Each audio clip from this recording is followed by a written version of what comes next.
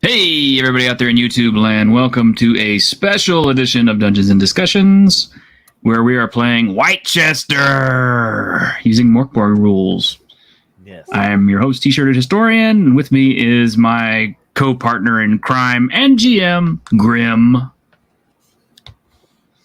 And our victims today are Esh and Squeaka. Victims? I offer myself as tribute. Ooh. I'll go kicking and screaming. That's the best way. Make yourself as much of an inconvenience possible. Just throw yourself into a zombie mob. You'll be fine. Well, depends on the role. What do we say to death? No, take Not her, not today. me. Wait, what? Eat that one. He's slower. And fatter. That too. Okay. So, we're doing a bunch of stuff all at the same time. We are popping Esh's gaming cherry. We are playing MORK BORG, which, while I've run a couple of little bits and pieces, it's been my first proper time running MORK BORG, so that's the first. Their characters are generated using the modified MORK BORG rules that I've put together for Wightchester, which will be available for D&D, Old School, and MORK BORG. So yeah, it should be interesting. It's quite a deadly game, is MORK BORG. So you'll be happy to know there are spare characters. So if anyone does get killed, there's spares. So I don't have to pull my punches. We're running on the honor system, so people are being relied upon to be honest about what they roll. And you remember, it's more fun to fail sometimes, so hopefully no one will cheat. I just rolled 42 crits in a row. Yes. Be warned, if I start to get suspicious, I'll start fiddling the dice on my end. So. Hey, Wizard Jim. Right. Do you want to introduce people to your characters? Oh, well, I guess I'll set the tone. I'll start. Oh, Chihuahua. My character is Besnick McGregor. He is a brawler, and I imagine he probably has a Cockney accent, which I may attempt at times just to watch Grim wince. He's a whole mighty 5'6", so he's a little short bastard. But he's bald, raggedy-looking, barefoot wanderer with a gold earring and deep brown eyes. A wandering gypsy bare-knuckle fighter. He travels from place to place getting into fights for prize money and a cut of the bets. He's gotten separated from his company after a great fight, though, and was left pretty horribly injured. Got very drunk and got left behind. He was supposed to meet up with his company outside Wightchester before traveling on to London.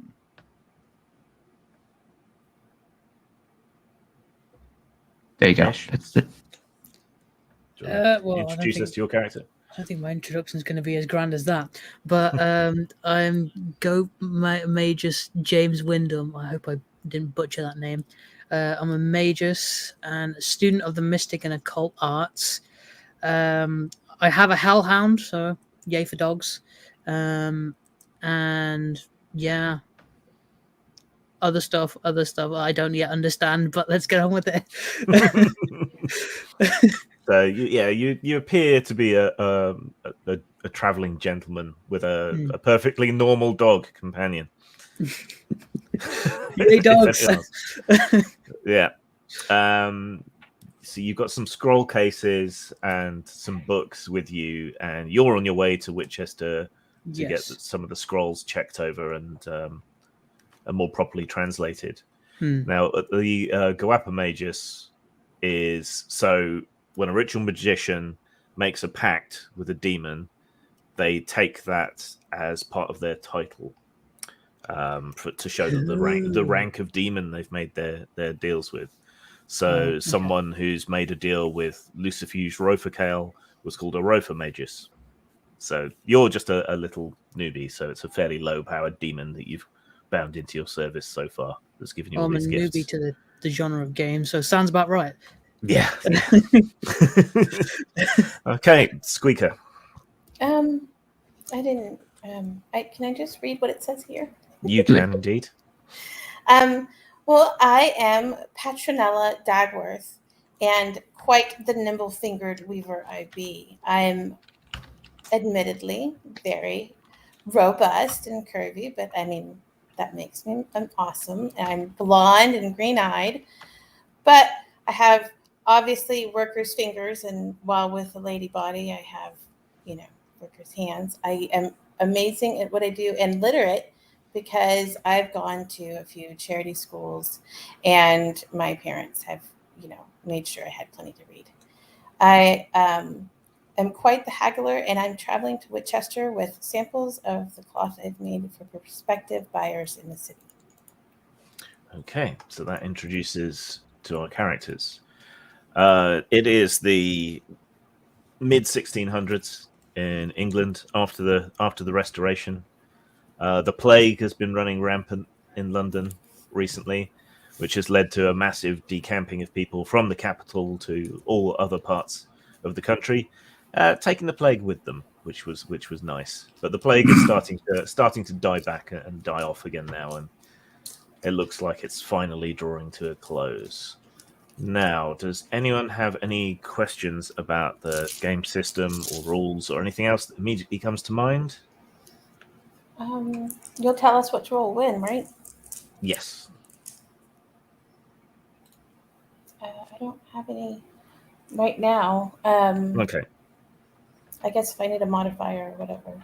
Yeah, I will say it's a very, very simple system, and you guys will be doing most of the rolling because you roll to defend yourself and you roll to attack. So I don't have to roll very much, which is nice. So it saves me a lot of hassle, but that's different to a lot of games. I will say, don't worry about the rules necessarily. Just worry about what your character would do, and feel free to try things. And I will improvise, and I will try to reflect what you're doing as best I can. Okay, Cool. so that's the advantage of old school games. Well, advantage and disadvantage of old school style games. They don't have a rule for everything, so you're kind of forced to make shit up. But it can lead to some good moments. Yeah, that's definitely something I love about old school. Yeah. One quick question.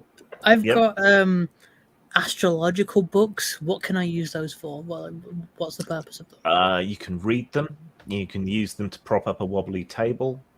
You can use them to cast someone's zodiac, and that might or might not tell you something about them. But you'd have to get their birth date and everything out of them first. Okay. All right. So really, they're just kind of character fluff. You could probably club someone to death with them if you really needed to. Start a fire. Yeah. You can do stuff with them. Anyway, right. Without any further ado, let's get started. So you're all on your way to Wightchester for one reason or another. It's St. Clement's Day in a couple of days, and there's usually a market and feasting and the testing of the anvils when blacksmiths and farriers put a charge of gunpowder on their anvils and then set it off to kind of bless it for the coming year and to test whether the anvil's on the way out. If it withstands the blast, then they keep it. If it doesn't, well, then it's broken and you need a new anvil. So that's just one of the little weird rituals that goes on that day. Not that old, because it only dates from the proper introduction of gunpowder, but interesting nonetheless. St. Clement was Pope Clement, and then miracles got assigned to him, and now he's a saint, and now he has a day. Even though we're not those filthy Catholics anymore. Though Catholics are coming back into vogue a little since the Restoration. It is a cold, crisp, clear night. The moon is quite full in the sky. The stars are very apparent. The Milky Way shines across the sky. And adding to the usual heavenly bodies, there is the comet that has assailed people's sight for quite some time. One moment it's a blue white like a lightning bolt. The next moment it's a sickly pink purple color, and there are many shooting stars tonight as well. So it's a very cold, crisp winter's night. Sound carries a really long way in this air, and the road that you're following is elevated up above the fields and so on. So you're hearing every twig snap and distant shout and dog howl coming from everywhere. You won't be able to reach Wightchester tonight, but there should be an inn somewhere along this road. So at the moment, you've just kind of come together on the road, really, and decided to travel together for safety and security. So at the moment, you're just traveling down part of an old Roman road, though it's been reduced to rubble and mud. But in the early quick frost, the ground has hardened over, which makes it pretty hard going if you're on foot. The horses aren't liking it very much either, if you happen to have a steed or a mount. I think only our magician friend might have a horse, but possibly not. But yeah, it's cold. You're really looking forward to finding this inn and getting there. So that is where we start. You're on the road, walking along the frosted mud, the frozen ground, with every noise for miles around making you sort of jump and twitch. So, there should be an inn further up the road. What do you want to do? Try to get to that inn a little bit faster, because I'm walking barefoot on this shit. Mm-hmm. Good point. I'm all down with running. You're not down with running. I'm not down with running. Oh, okay. How big is my hellhound? Can I ride it to the inn? You can't ride him. He's a big dog, Aw, but not not that big. really a rideable dog. You Aw. didn't really have that many dog breeds yet, so it's probably just a Mongol Yet. cur. Yes. So I could learn a spell with a rideable dog. Yes. Or you could just ask your demon prince for a horse with sharp teeth. I want a rideable dog. Oh yes, you should have played a halfling. The dog doesn't seem that bothered by the cold and just trots along loyally at your side. Okay, good dog. I'm actually probably sticking closer to the dog because I'm sure he's warm. Oh, he's very warm. But naturally so. My dog is a local campfire.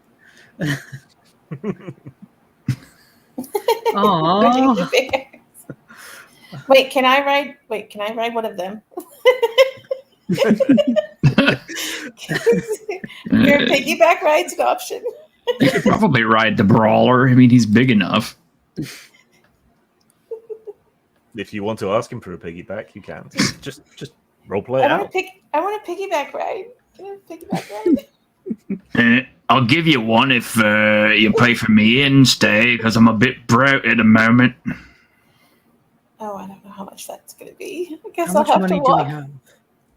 have? The bottom of your gear list, there should be a number with an S next to it. So that's sort of silver shillings. Oh, I thought that said 10 seconds, not 10. Okay. No. And I was like, why is there a time thing? Okay. That makes sense. Thanks. I like seconds better. What's the name of the currency? Is it just 10S? We're just using what the MORK BORG currency is when it says 10 shillings. But obviously that would be a lot more money than you actually have. So don't expect it to spend as well as a historical shilling would have. Okay. 10 So shillings. it's more like 10 pence in old money. Okay. What's the shilling to Indian rupee exchange rate?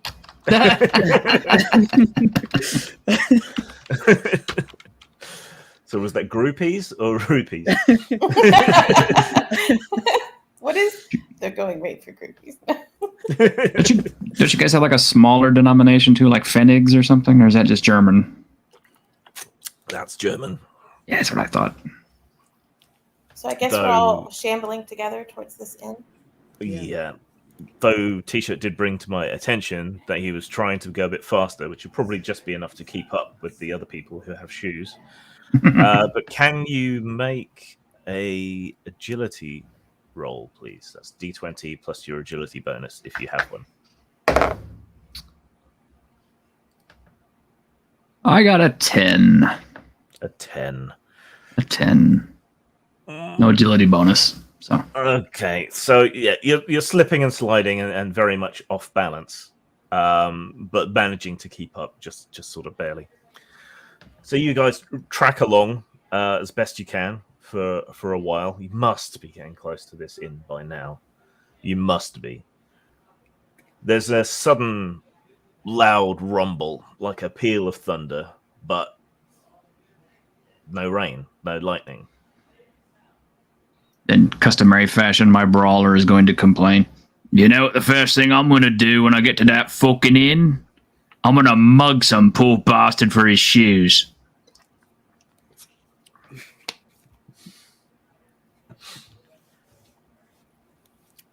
The echo of the thunder dies away. Still no rain.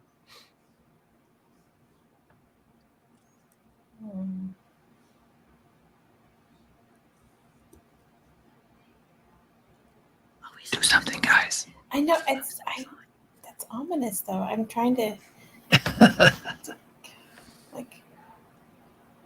Okay. I feel like it's a useless trek to keep trying to go find this inn, but at the same time, we gotta hustle.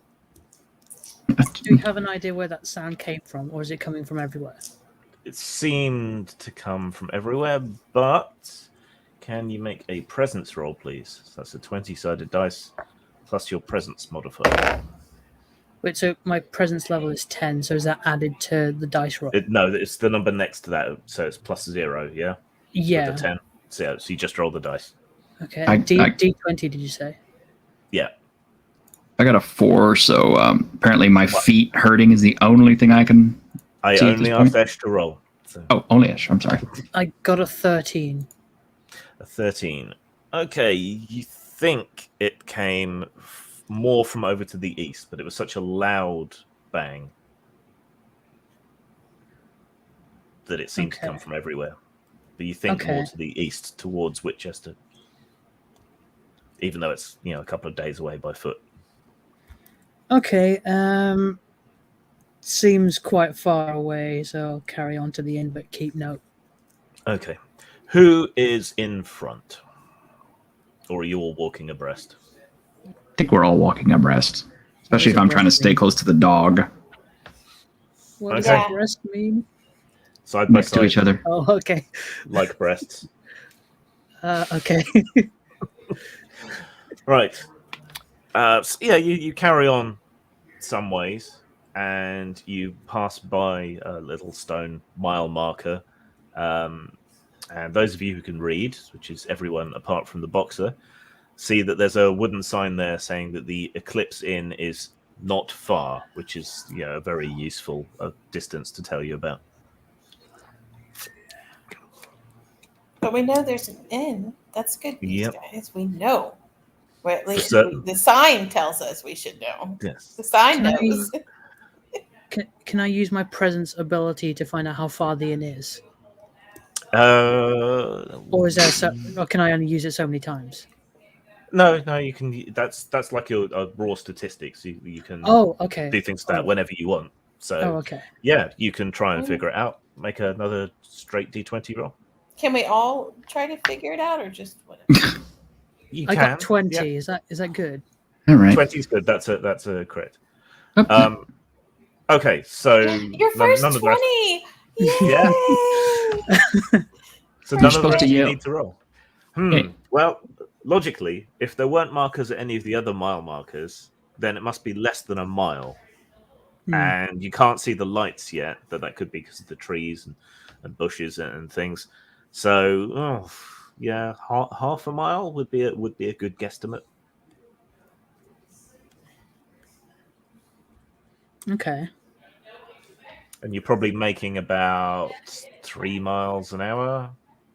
So yeah, not long. Not long. You'll be warming your feet in front of the fire in no time. Or we could stop and rest and then warm our feet by my hellhound. Because he is a walking campfire. There is a rustling from the bushes on the right-hand side of the road. Peek that direction. Okay, it's pretty dark, but your eyes are adjusted to the night. Can you make a presence roll, please? 19. Okay, you see a shadowy figure crouched in the drainage ditch to the side amongst the brambles.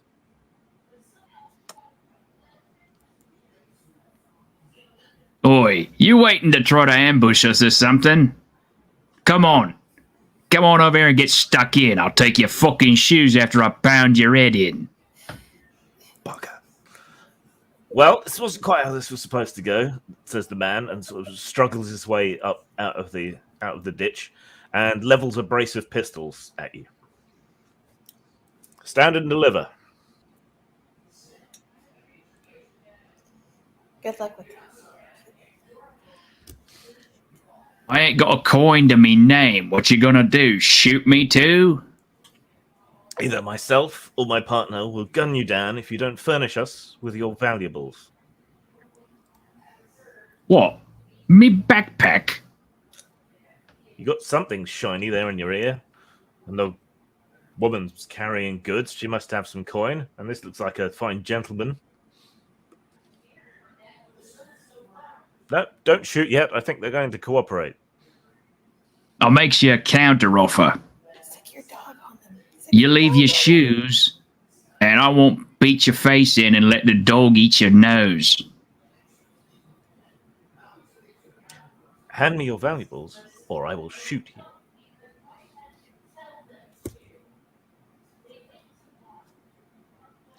I'm gonna let you two do something before I act. So he keeps one pistol. I have an idea, but I don't know if it's completely overkill for this early on in the game. Should I just go with it? Go with it. Yeah. Okay. What's the worst that can happen? Right. So I rip a page out of my astrological book. I set it on fire with my flint and steel, and I use my shoestone of elements to command the fire element and scorch him alive in a blazing inferno. Okay. Wow. Well, you can rip out the page of your book, and you can start trying to light it this turn. But you'll have to wait till you've got it sparked, and then do that. Oh, come on. Okay. No, it takes time to do things. Can you, because it's cold and your fingers are numb and you're in a rush, can you make an agility roll to successfully light the page? Okay. Which dice is that? 20 as well? 20-sided dice, yeah. Plus your agility bonus if you have Okay, one. so that's 13 plus 2. So 15. Pretty agile. Okay. The page starts to smolder and a flame flicks into life. The highwayman sort of looks past Look at the boxer. You're holding us up so much. He's building a goddamn campfire. I'm trying to hold you up. Why are you starting a fire? Are you going to make me some tea or something? You, wench. Hey. Hand over your coin. Can I offer you a nicely woven cloth to keep you warm? Have you never been held up before? Esh, the paper is alight. So you now have a blazing sheet of paper for a moment. Yes. Now can I use my shoestone of the elements? Now you can. Yeah. Yes. Okay. I command the fire element and set the guy on fire. Okay. With the fire of 1,000 suns. Sorry, is that too much? He's got gunpowder on him, Esh.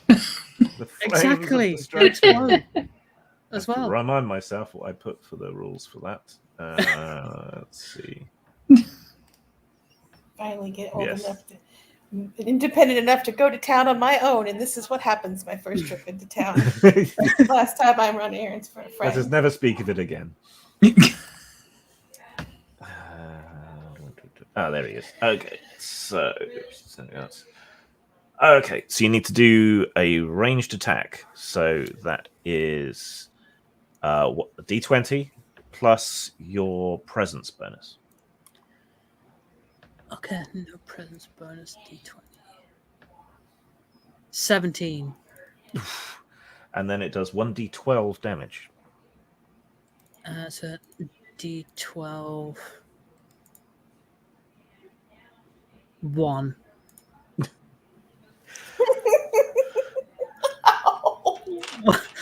Is that good or bad? Is that bad? One is bad. One is bad. Yeah. So all that build up. Yeah. You like poked him in the belly button. Might as well make the key sound. So you bring up the flaming sheet of paper and your shoe stone, which just means show stone. So I don't know. It's an elemental stone, so I don't know. Maybe it's a piece of obsidian or something. You hold it up. You shout out the incantation in vulgar Latin, and a sheet of flame shoots towards the highwayman, who screams, "Jesus fucking Christ!" and throws himself out of the way as best he can. And as he is mildly singed by your unnatural fire. While he is distracted, I will take the opportunity to run over and punch him. Okay. Go for it. So make an attack roll. Okay. Strength. D20 plus strength bonus. I can't believe that strength is my main thing and I have no bonuses to hit anything. I got a 14. What are you going to do with straight rolls? 14. That is a hit. And you do D3 plus strength damage with your fists. While I'm watching all this, can I 3 damage. Speed knitting a garrote or something? You've probably got some sturdy thread you could use as a garrote. You could stick him with your dagger or your knitting needles. True. Okay, so yeah, you dash over while he's on the ground, smouldering, and smack him one across the jaw, breaking a couple of teeth. He shrieks and fires both pistols at you. Can you make a defense roll? So that's agility, D20 plus agility bonus. Damn, I was hoping those things were not loaded and he was just bluffing. Yeah, I don't think that 6 is going to make it. Okay, and the second roll? Because there were 2 attacks. Second one. It is a 5. It's even worse. Okay, so you throw yourself heroically onto his gun.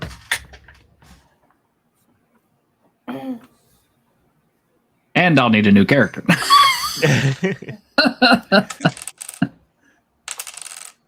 And you take 5 wounds of damage. Oh, okay. Well, I've still got 4 left, so I'm good. Okay. The powder's damp and doesn't go off quite as powerfully as it could have. And you're now surrounded, as is he, with big clouds of black smoke. One shot grazed you. The other one took a chunk of meat out of your side. But they are now spent. Yeah, I'm going to continue to pound on him while he's down. Okay. Make another attack roll. So strength. 17. Okay. And damage. 1. That's enough, though. So you give him a gentle tap on the forehead and knock him unconscious. Yes, let's go. Take his shoes. Take his shoes. Yes. Shoes. Taking his damn shoes and probably binding his wounds. Can I have the guns and ammo? Yes, you can have the guns and ammo. Yes. There's 2. Share. Oh, okay. I'll take 1 gun. Okay. How many ammo do I get? 2 smoothbore pistols, and he's got 5 shots of ammo. So you can add that to your character sheet or note it down on your piece of paper. Does anyone have anything to heal with? I don't think so. No. Healer's kits. No. I know one of the characters had one. Okay, well, yeah. I So best you can do a sewing kit. Best you can do is bind your wounds. Mm-hmm. and catch your breath for a minute. But stopping to catch your breath is worth D4 hit points. Oh, good. Roll a four-sided dice and regain that many hit points back. So I'm now at 7. Okay. Not as bad as it looked. Maybe the close range shot helped cauterize the wound or something. Can we loot the guy since he's unconscious? Can we rifle through his pockets? Yeah, they've already taken his pistols. You go through his pocket. All of his pockets. Yeah, every pocket and belt pouch and everything else. Yes. Yeah. You find 70 shillings in various currencies. She's rich. Whoa. Step back, boy. Step back. I ain't your sugar mama. I wasn't implying that, but okay. And Sorry, did you say 70 or 75? 70. Don't Okay. get greedy. I was trying to haggle. That's my skill. You can't haggle with reality, only with merchants. And there's a dagger at his belt as well. Can't have that. It's fairly nicely dressed, but it's obvious that he's been in these clothes and out in the woods for a few days, so they're not the most pleasant. Were you taking his boots? Yeah, I'm a little 5'6" runty guy, so I figured they might actually fit. That's a pretty good height for the era. Oh, okay. Which you have to keep in mind. So that's about average, I think. So I think 5'8" is the average now. So yeah, you're only a little bit below modern average, which is probably closer to historical average. But his boots are comedically big on you. Well, okay. So I'll just tie them on, and I look stupid, but hey, my feet are warm. Yeah, you could stuff some rags or something into the toe. Well, that's a bit better. How convenient that he's wearing clothing I can stuff and tear up. Are you going to finish him off, or just leave him here to freeze to death on the ground? Or what do you think? Oh no. I'm not no. No, what? I'm not killing anybody. Oh. Just leave him there to freeze. I'll just walk away. Can I make a pact with one of the demon gods to make him one of my thralls? Oh my god. Not to finish here, him you off can't. first, The appropriate rituals and so on would require you to be back at your sanctum with access to all your proper gear and wands and swords and all that. It's not the sort of thing you can really do in the field, especially not in a literal field. Oh, okay. You know, this is reminiscent of reality right here. It's usually the sweetest, nicest people in real life turn into the most evil fuckers when they get into games. Ash. You could still kill him and offer him as a sacrifice to your dark powers. What would be the benefit of that? What would I gain by doing that? More favor from hell? I'll do that. What if I kill him before Esh gets to him? No, I want to kill him. Is that like you stealing didn't. XP? I thought you said you didn't want to kill him. Kill stealers. It's a hypothetical. Well, you were just strenuously saying that you didn't want to kill him. So, Yeah. And you're not psychic, so I don't think you can know. So how are you going to finish him off, Ash? So with one of the guns, I think this will be kind of poetic. With one of the guns I got off him, I will shoot him point blank in the head with his own gun, with one ammo. Damn. Okay. I'm going with my character. you bite open one of the bags, drop the ball into the end of the... No, so it's wadding first, isn't it? Yeah. Yeah. Powder, wadding, ball, bit more powder on the frizzen.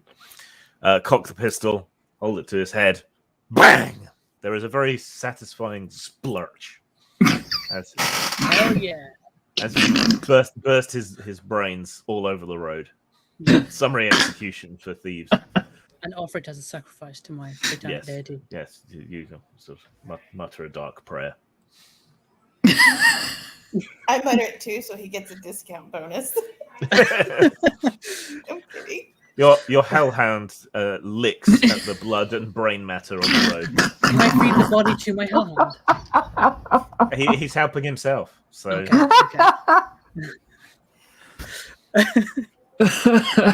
What? I'm embracing my occult Yes, you are.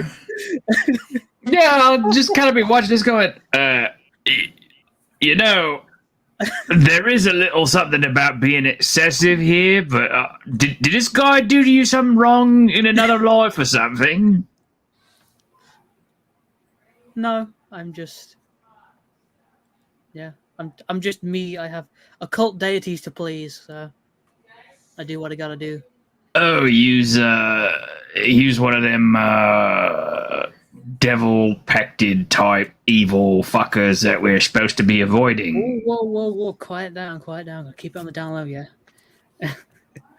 Ain't nobody to hear us but us. I mean, don't make it obvious by hurling flaming bolts of fire at people. Can I turn my knitting into a scarf for Esh so I can be on his good side and I don't get sacrificed?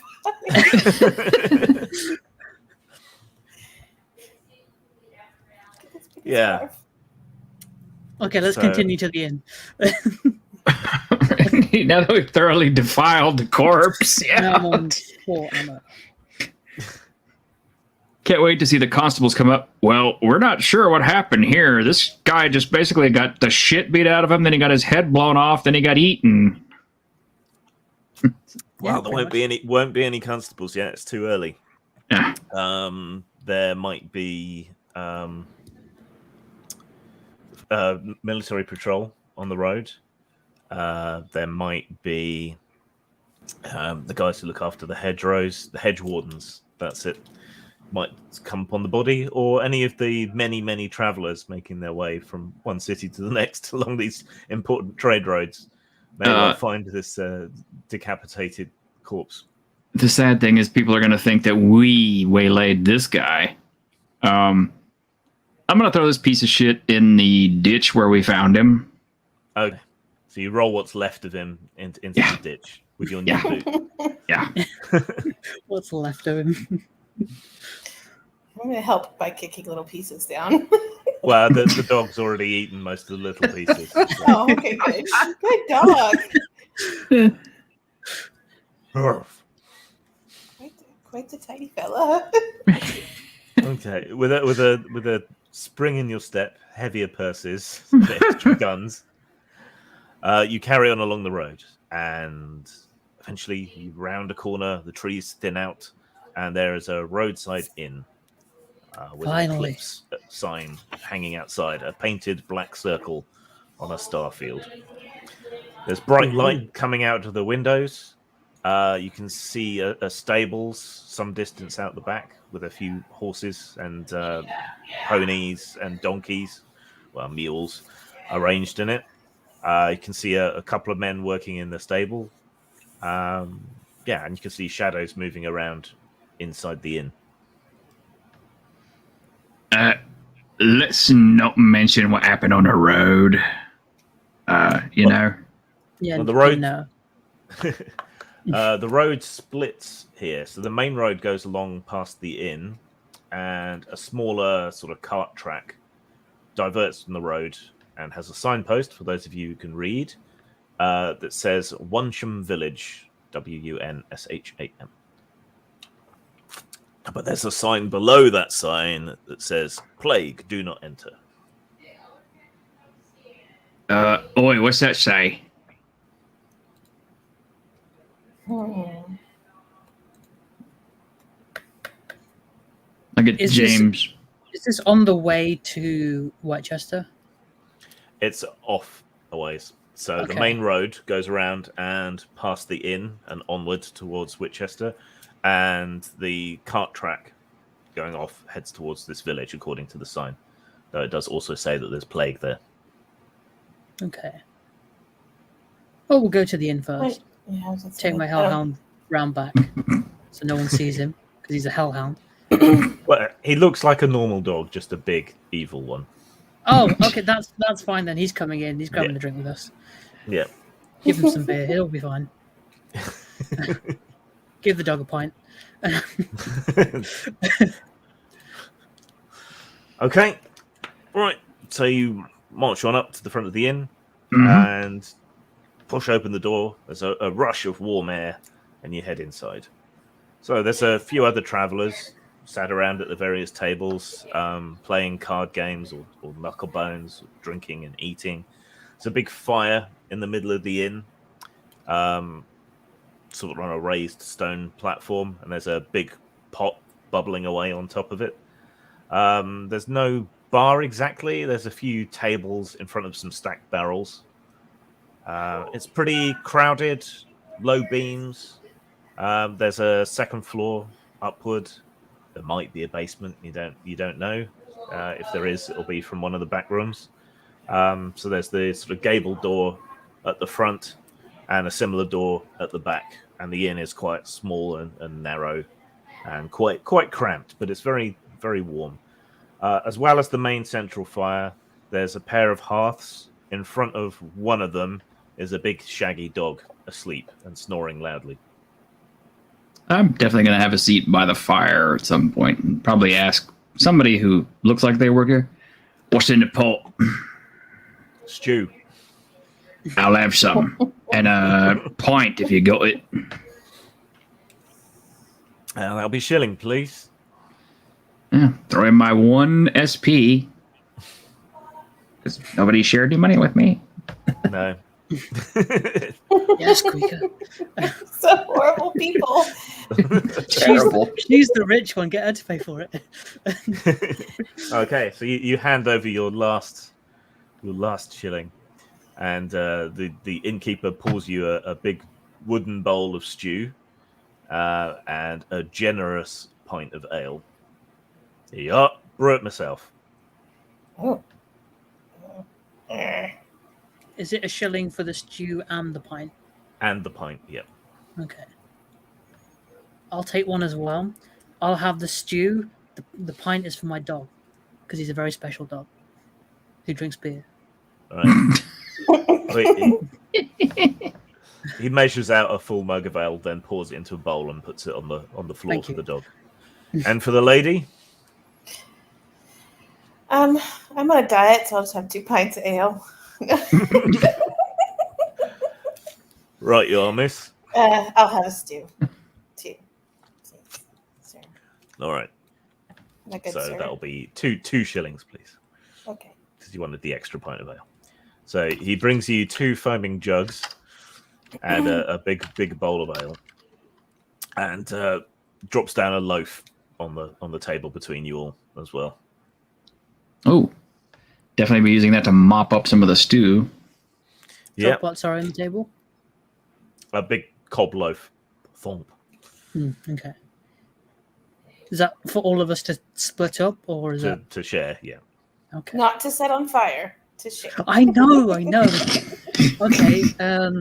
I'll take my quarter, break that in half, and half I put in my bag for later, and half I eat with my stew.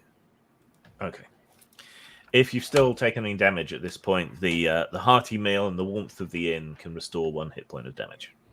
Nice. Oh, also, I did have 1 armor. I forgot to mention. Should that have So you taken should have any of the taken- damage? You should have taken 2 less damage. Okay, so I'm actually all the way back to full health now. Yeah, you're so much of you is scar tissue and gristle. A manly man. Yeah. So a wound on a wound doesn't bother you so much. I give the dog an extra half pint of beer. Okay. It gulps it down happily, making a big mess all over the floor. Yes. I can't even make that noise. So you now got full bellies and a slight buzz going. And the inn is full of conversation and chatter, mostly about the strange thunder. Can I listen in? You can make a presence roll, please. 15. So one man by the fire is opining that it is unnatural, such a loud rumbling coming from the skies, and no rain or hail or snow coming after it. And another man is sort of shaking his head saying, it happens all the time. And just this summer we had thunder with no visible lightning and no rain or anything. It does happen. It's unusual, yes, but not that unusual. Guy's clearly got a flair for the dramatics.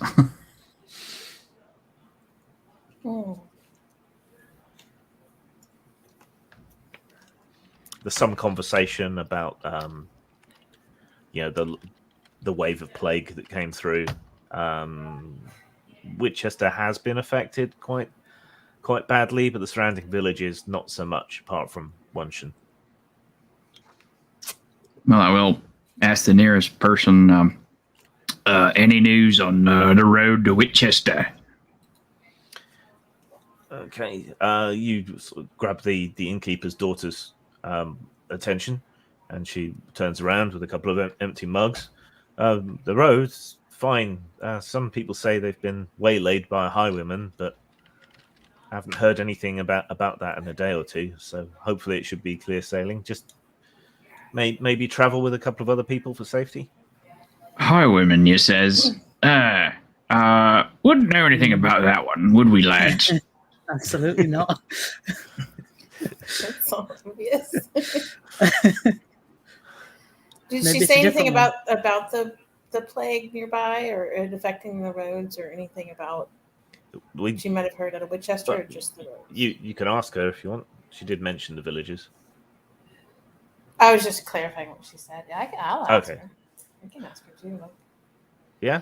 Is that present? Wunshan, yeah. Apparently the plague was something terrible there, but we haven't heard hide nor hair out of anyone from the village in some time. Really? Has anybody gone to check on them, or you're just waiting? No fear. Don't want to catch the plague. Yeah. There is another loud rumble of thunder, but this time it is almost immediately followed by a downpour of rain outside, which leads to one of the gentlemen by the fire being very smug.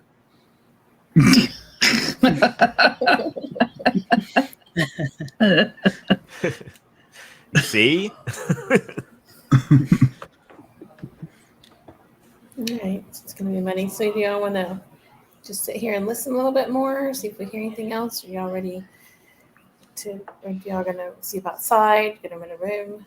I was hoping you'd get us a room with your newfound wealth. That's a big, mighty hope there. Well, considering the pains I went through to get it for you. Should have looted them pockets while you were up. Sorry, was busy tending to me feet and me injuries. How much is a room? Room and board. I don't know if they actually have prices for that. Let's check. That means we're not supposed to sleep here, guys. No, it doesn't. This DM talk for... Wait. I expected them to keep going. Services. A night's stay is 3 shillings. Damn. Wow. And that's not a room, that's a place in a bed. All right, so we're gonna sleep outside with Esh's dog. Wait, whoa. My dog's coming inside. The dog is a person. If you want to sleep in the stable with the animals, that's a shilling. I'm down with that. It's cheaper. I've had enough fleas in me time. Is that just me? Like, are you flea averse? Well, we're going to the barn if you want a place to sleep. You can't stand the Red Hot Chili Peppers.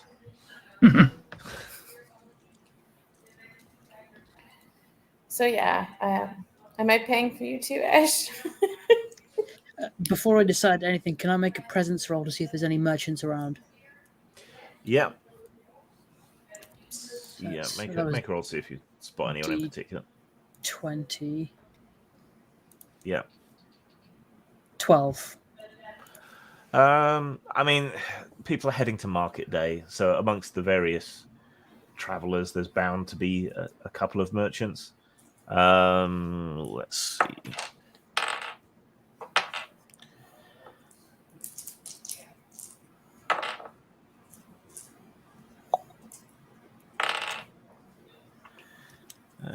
So there's a cobbler and a tinker, and there's a rather smelly gentleman in filthy clothing with a big clay pot on a frame backpack, which everyone seems to be steering clear of, but you think he's a merchant of some kind. Okay. I go over to the tinker and ask how much would he give me for one of my 2 guns. I walk thought- with him because he's walking to a merchant, and that's my jam. I thought you I'm gave gonna follow him. the weaver one of those guns. Yeah, she took one and he took one. Yeah. Oh, okay. Never mind then. I thought he had them both, so I didn't write it down. Yeah, I thought I had them both. I thought you said you shared them out. Okay. But you did have a gun of your own, didn't you? Anyway, I had one on my own. I thought I was given 2 guns. That's Right. where I was going with this. okay. So I was going to see if I can pawn one of them off. Can I tell him before he talks to the merchant that, just as like a comrade that's just walked up to him and killed somebody with him, that let me help you with the merchant, or hint at some. Yeah. Hey, babe. If This is my life. I could probably get you a better price if you let me sell it. Okay, I'll give you my 2nd gun and see if you can get a good deal. okay. How much are we getting for this gun? Okay. Okay. So you want to try and use your special haggling ability? Yes. Does that also include bartering, or is it just haggling? Like, is it just price lowering? It's barter. It's just prices is an easier way to figure it out. So, but you can do it to barter as well. Right. So make a presence roll, please. 17. 18. 18. So 10, 12, 14, 16, 18. He'll give you 30 shillings for it. It's a bit worn. It's obviously been fired. It's not really my stock in trade, but I'll give you some for it. 30. Decisions. What do we see before us? Like, what kind of, does he have any items in front of him or out? Or So he's a tinker, which probably means he's got a tinker's wagon parked outside somewhere. What they do is they go around and they fix holes in pots and pans and do minor repairs and things like that. So it's like a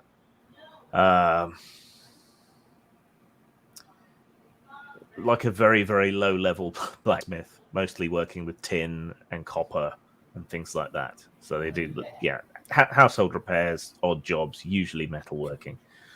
So he doesn't have a lot with him except his sort of personal sort of pack, and he's smoking from a clay pipe.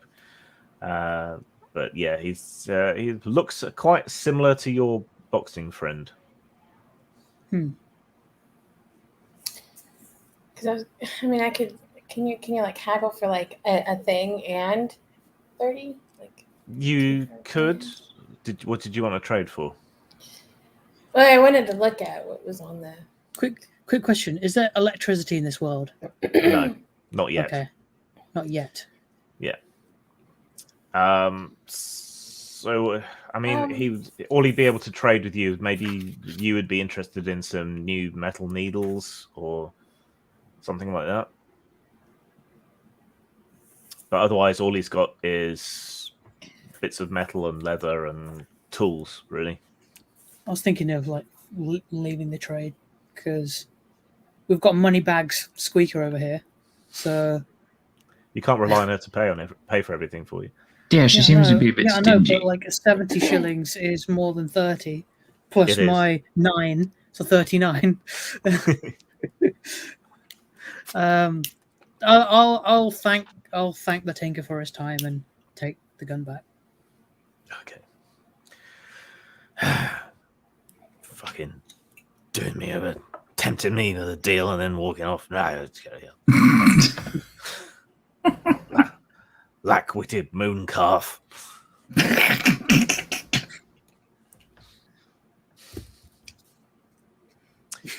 And this is the point where Esh fries this guy with fire now. Because I don't want to make a scene. Oh, now you're worried about making a zine. Okay. Well, that was out on the road and there didn't seem that many people around. What do you want me to do? No, Your I life get it. in I get it. Imminent danger. Exactly, yeah. Right. The door to the inn swings open, interrupting the tail end of the negotiations. And a pale, gaunt, tall man in a preacher's collar and cloak comes sort of half stumbling in. Oh, bugger, it is the frickin' vicar. The bishop.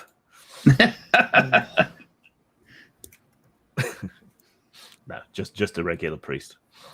St. Clements. Better hope not. Evening, father, says the innkeep. Haven't seen you in a dog's age.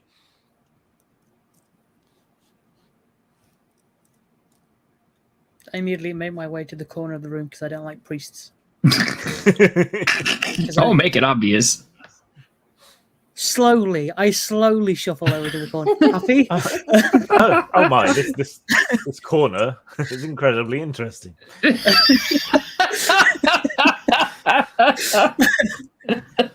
Right.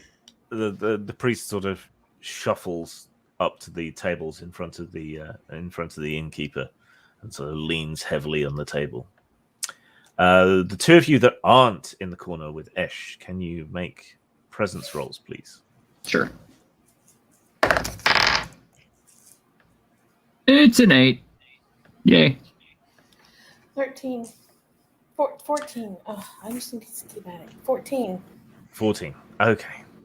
So Petronella notices that it's still pissing it down with rain outside. It's pissing ropes out there.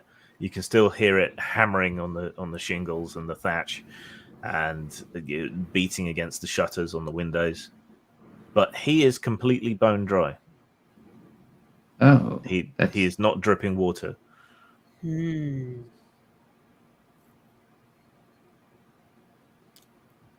You'll have He's to tell the rest blood, of us. is he? Can I make a presence roll to try and find out more about this mysterious priest? You've gone and hidden in the corner, and you don't want to be noticed by the priest, so no.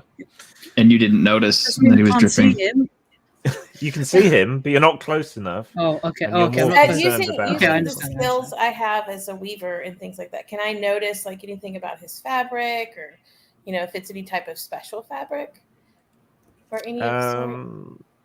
Like, can I observe him closely and then try to blame it on my being? I was just looking at the hem of your coat, sir. Yeah, it's. Can I use presence and check him out? I just want to well, you can just use your natural skill as a weaver and the fact you already rolled. Hey, priest, I want to check you out. Baby. I have So a thing for guys in uniform.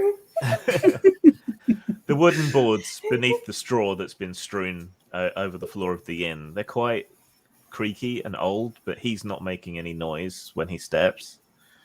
The fabric, you can't see the warp and weft of the fabric, which either means it's really, really fine or there's something off about it.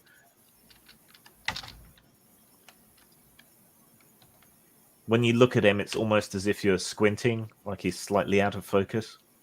Oh, is he a ghost? Ooh. I know who to call. That's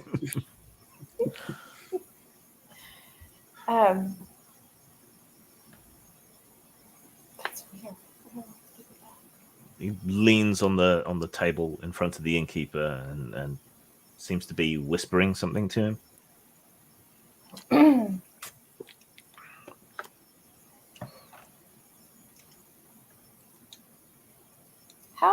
what's my proximity to them? Like, are they like so close to the bar that a trip to the bar to possibly order another pint would look weird and obvious, or is that something? No, it wouldn't look too weird or obvious. I mean, that's what people do. They go up to the bar and they order pints. So it's not. Would that But help most me people- hear what they're saying? Like, can Yeah, a hush has fallen over most of the rest of the inn, apart from some whispering between people as well. So and then I might have to help myself to another pint.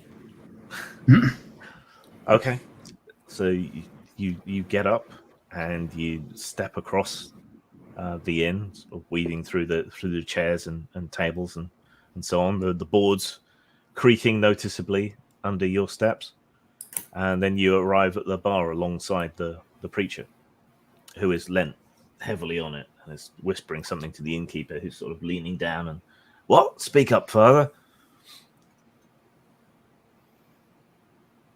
I just stand there patiently, coyly behind my pint glass, as if afraid to interrupt their conversation, so I can listen. Okay, can you make another presence roll, please?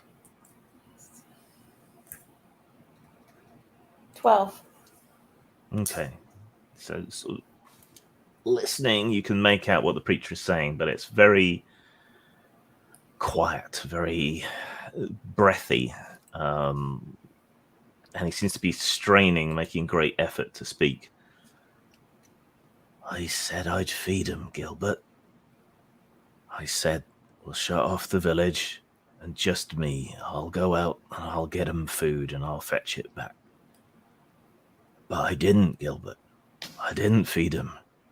I didn't bring him food or water or aid or comfort or nothing.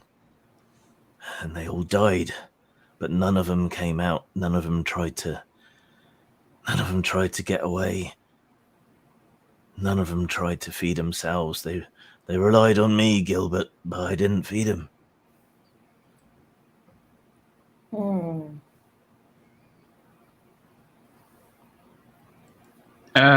Kind of in a different segue, since I haven't been doing very much. I will see if the innkeeper's daughter, who seems to be my only point of contact in here.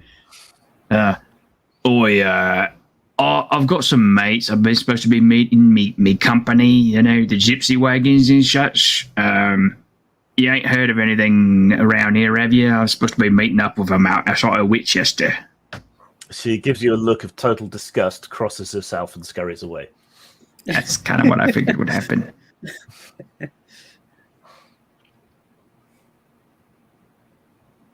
I figured my clothing would mark me as a gypsy, if nothing else. But Well, I get my pint of ale and my information, and I have a seat close enough to still watch the Yeah, father, and the innkeeper's still sort of straining to listen. "You'll have to speak up, father. I've been stone deaf in one ear since the war." Okay, I'll wait. I'll keep listening. I'll drink my pint at the bar. Okay. So you're not moving back out the way? I'm not moving. I'll keep drinking. Okay. Does my character know what's going down? You've had enough time that you may notice now. Make a presence roll. Okay. Oh, 4. This is a really interesting corner. Yeah. Yeah. Yeah. There's a little spider here spinning a web, which is fascinating. Spider? Oh no. Why did you have to say that? Oh no. Bring the spider to me. But your character might not be afraid of spiders. I want to put some of myself in the character. He's a demon conjuring afraid of spiders. Maybe. Who knows? Maybe your special room reserved in hell is just a room of spiders. Yeah. That would be pretty heaven. bad. Even if you don't care about spiders, that would still be pretty bad, I think. I got an idea. I'll call my dog over and the dog eats the spider. Done. Oh, I'm very pleased. Okay. Your hellhound picks itself up from its drunken stupor under the table, meanders over to you, sort of looks at you, listens to your order, looks at the spider, looks back to you. It's like, this is not the job I was promised in hell. And then just goes, oh. Hey, protein. Better for him than the ale, perhaps. Yes.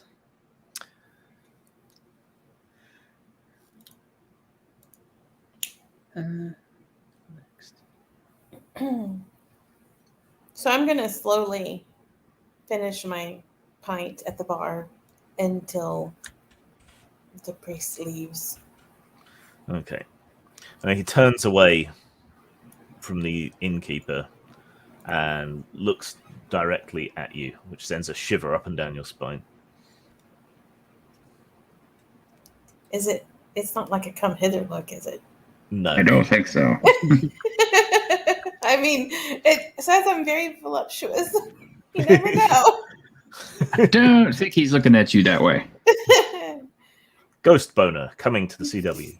I get one of those every time I yawn.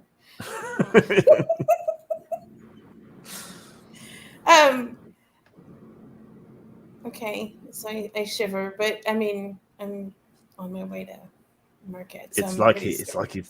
like he's looking right through you, and he looks really thin and gaunt with huge black circles under his eyes and stubble. I give him a customary, like, peace be unto you greeting.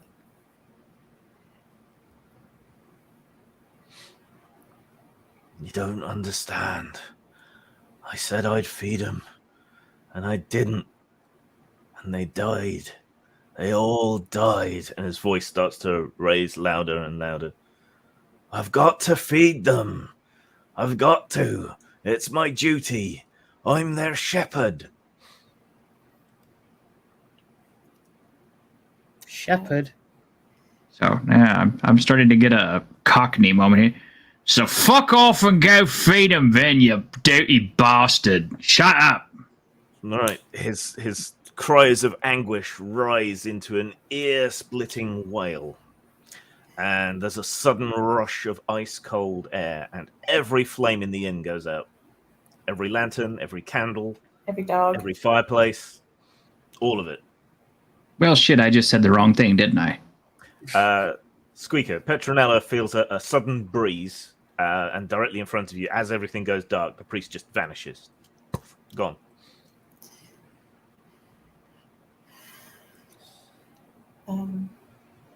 Did he leave his robes behind? Because those look nice. Oh, dang. He's not Obi-Wan Kenobi. So, and I'm the only one that sees this?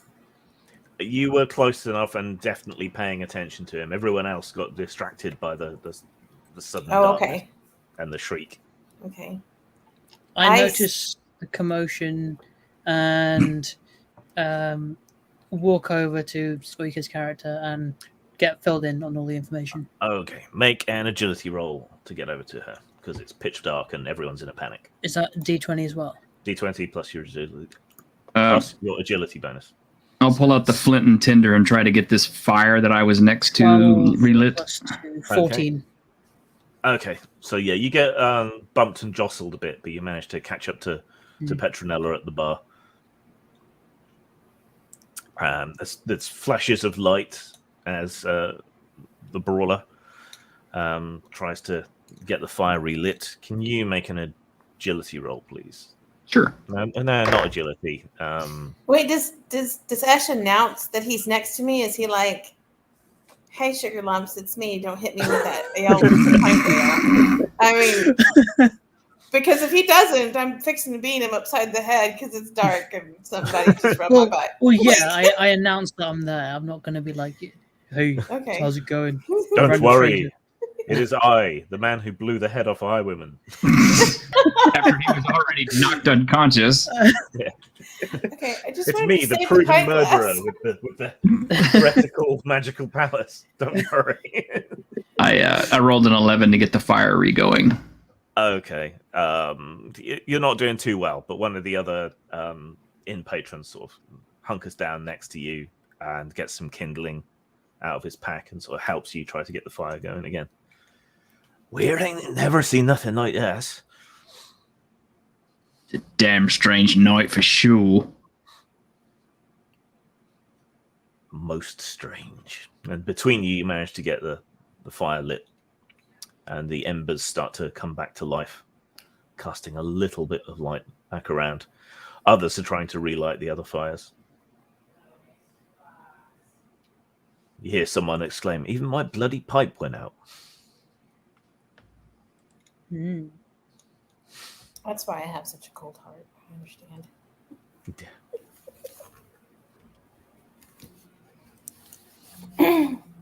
So I know Esh is behind me, so I don't have to waste a perfectly good ale mug on his head. Yeah. I can save it for the next guy.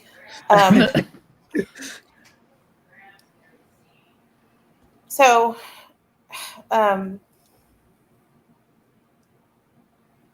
I relay information up to Esh, but not the information about the little sparkles at the end.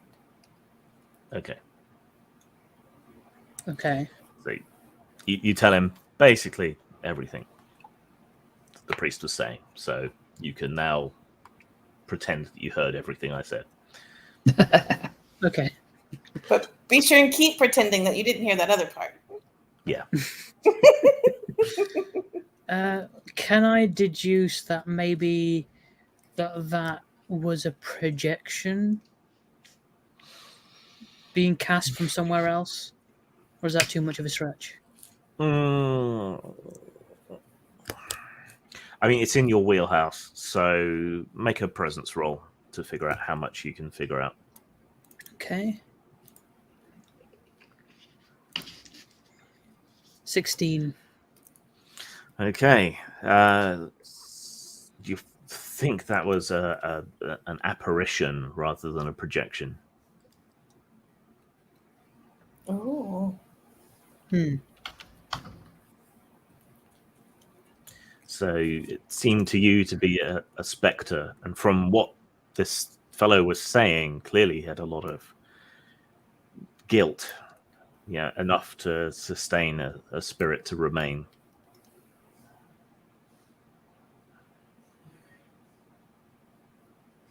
Maybe he was jumped on the road by another highwayman, killed on the side of the road on his way to give food. And he didn't fulfill his task, and then that's why there's the guilt and that's why he's around. Could be.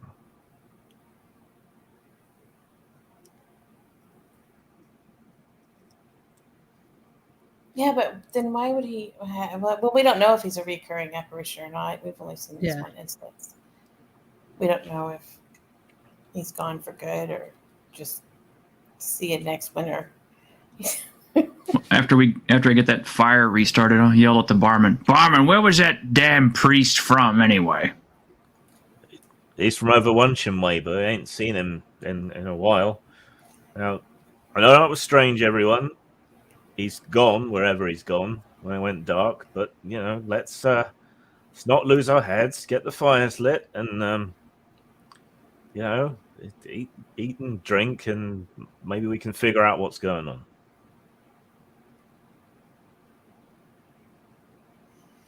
So priest is from Wunsham. That's the little village with the plague. Yes, Yep. that was also the way. Mm-hmm. But they haven't seen anybody come out of there in a while, so that explains why. Just to satisfy morbid curiosity, I will take a peek out the inn door. Okay. So you go to the door and open it up. The rain is still hammering down outside. It's so hard that it's actually bouncing off the boards on the porch of the inn. So you can't see very far at all. It's the rain's coming down so hard it's throwing up a mist. Yeah, go ahead and close the door, and it's coming down like God's own wrath out there. Well, I guess we better sleep here for the night.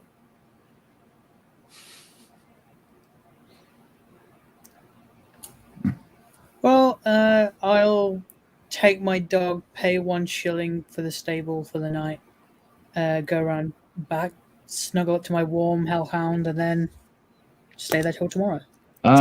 Actually, I'll put a hand on his shoulder before he does it. You best stay inside. You're gonna get soaked out there in that flea-bitten hellhole. Are there any holes in the roof of the stables that could let water in? It'll probably drip through a bit because the roofing isn't a huge priority, but it shouldn't be too bad. I'll take my chances. All right. Well, suit yourself. Okay, so you step outside with your hound, and immediately the rain hits into you and soaks you clean through to your skin. Your hellhound now looks very sort of damp and very shaggy. Thanks, master. Can I like quickly rush to the stable? Okay, let's you. Agility roll, I'm guessing. No, you can run without falling over. Yeah, it's a basic skill that usually doesn't need rolling on. Okay. So it's a bit muddy, so it's a little bit slippy, but it's not too bad. As you get close to the stable, over the roar of the rain, you can hear the whinnying and crying of panicked horses. Uh-oh. You know you're gonna have to build a fire when you get to that stable too to dry your clothes out. It's alright, I'll just drape them over my dog. He produces his own heat. I don't think he'll appreciate that. Well, he's working for me, whether he likes it or not. So Yeah. Do they have any oil at this bar? Like any kind of like just cooking oil or just I mean, mostly they just make stew. There's not much call for oil, so no. Oh, you should have said earlier. I've got rosemary oil on me because I use not that like to that. mask No, the not that. I sulfuric need like scent. oil because I was going to put it on some cloths and make some sort of kind of like horrible Makeshift torch. waterproof cloths Oh. to run in the rain, so I wouldn't have to soak my clothes as Okay. much and to So anyway, cover my goods. So, Esh, you've gotten close to the stables, but you hear the whinnying and crying of panicked horses. Okay. Are they in the stables or are they outside? In the stables, so you can't actually see them. There's you're sort of oblique to the wall of the stable. You can see the thatched roof, and you can see bales of hay stacked up outside. Well, crying horses or no crying horses, I'm in the rain, so I got to get inside. Okay. You come around the corner of the stable. There's all the sort of sections off to one side for different horses and mules and so on. There's a sputtering lantern, barely casting any light at the far end of the stable. But before you, the doors on the stables have been pulled open. There are horses and mules and other animals scattered over the ground with their bodies torn open. And feasting upon them are corpses, living, walking corpses, ghouls. One of the horses. How many? One of the horses whinnies desperately and tries to kick its legs and get away. One of the bodies is thrown against the back wall with a horrible, sickening crunch. But then two of them are on it and tear out its throat with their bare teeth. There are about 6 of these things in here. You think at least one of them is one of the stable hands. He looks much fresher and is covered in bites and scratches. Go for it, Esh. Fight them all. Zombie apocalypse level. Okay. What to do?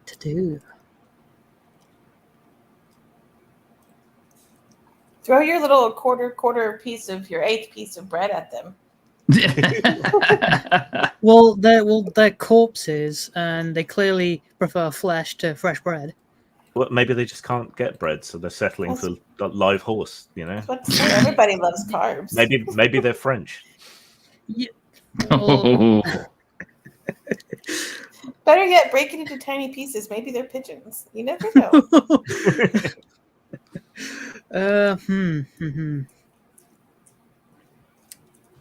They seem to realize you're there, and they look up from their feast of flesh and bare their teeth with bits of horsehair and skin stuck between their slavering jaws.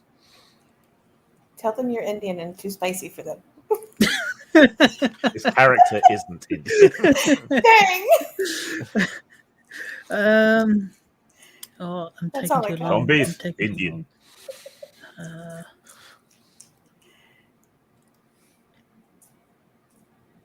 Do they have any sense of smell? You don't know. Okay. Ask them. No, because it could be a life or death.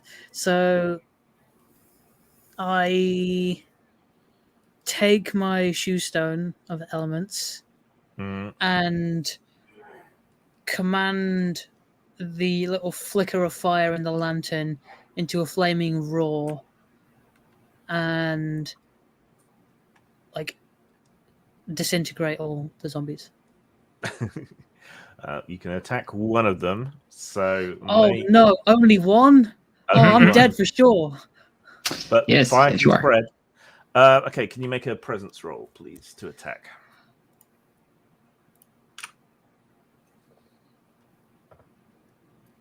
$19. Nice. And can you roll a 12-sided dice for damage, please? Okay, 12. 4. Shit.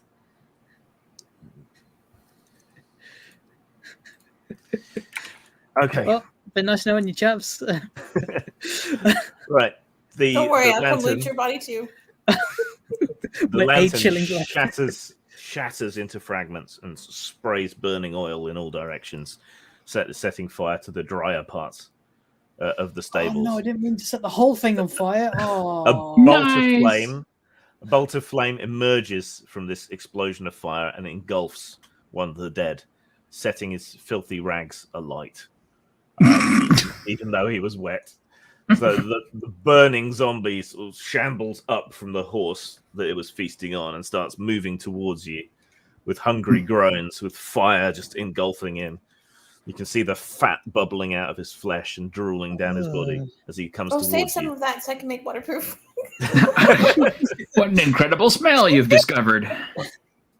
You have one more turn before they reach you.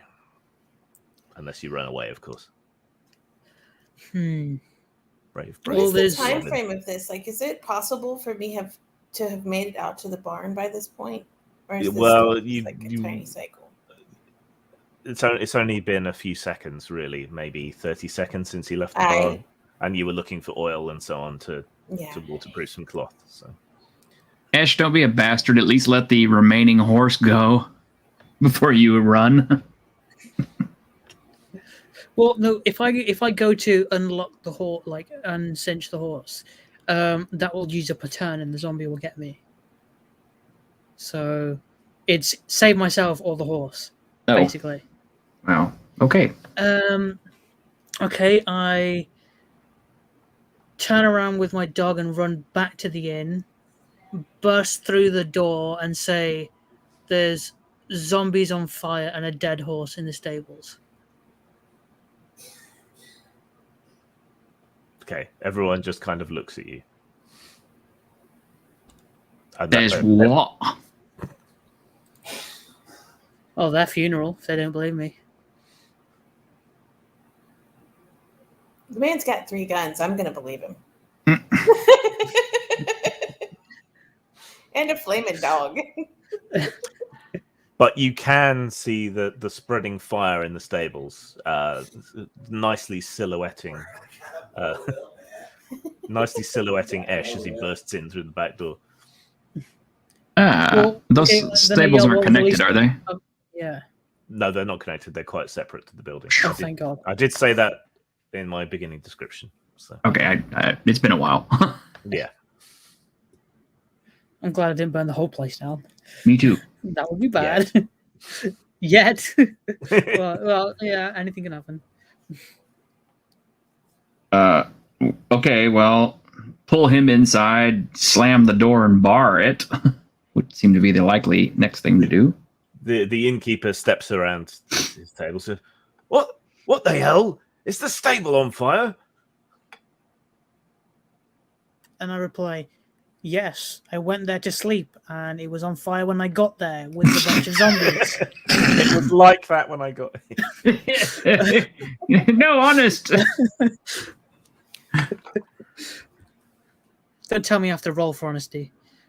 No, but Okay, he seems thank much God. more concerned about the fire. Well, get a fucking bucket. It's pouring down rain, you daft cunt. But the fire's inside. We've got to put it out inside. There's a fire inside. He comes up to the door and throws it open, Oh shit. and is immediately borne down to the floor by 3 cadaverous ghouls. Ah!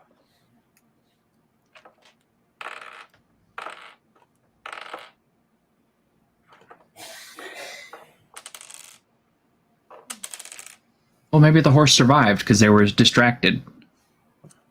So the innkeeper's knocked down to the floor, being clawed at and bitten by these creatures as he tries to fend them off with his beefy innkeeper arms. Get him off!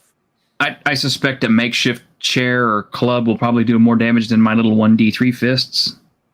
Improvised weapons.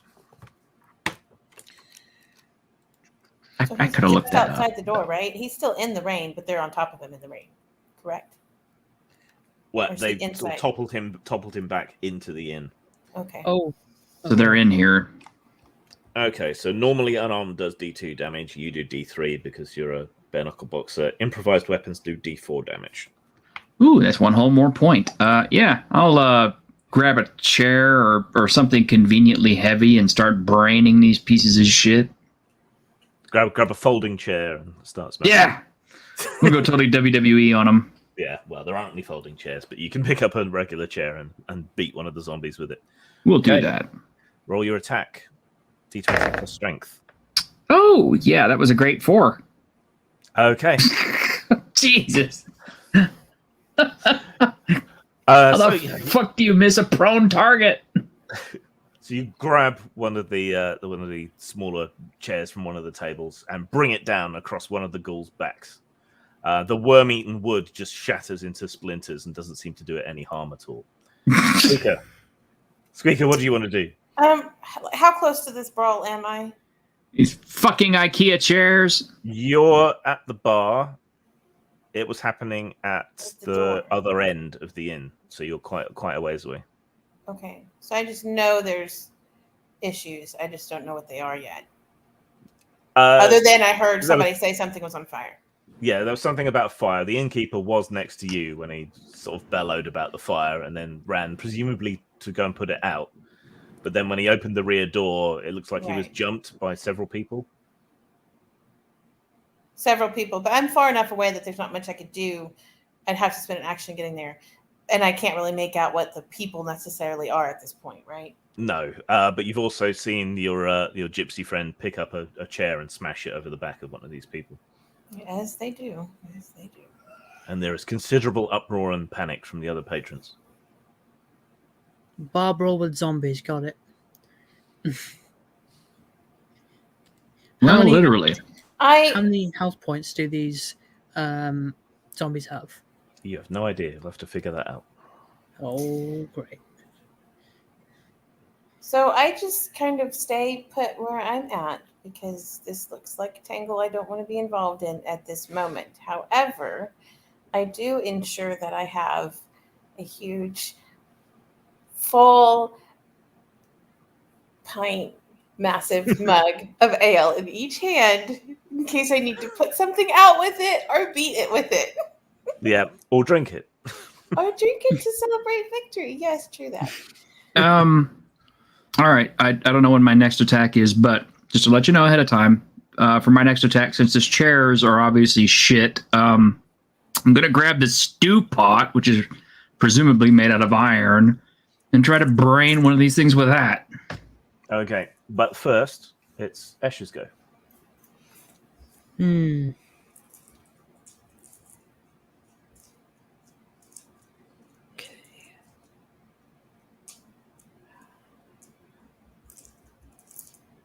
Are they? How far are they away from me? You'd only just sort of come in, so you just have to basically turn around and you'll be on top of the brawl. Ah, okay.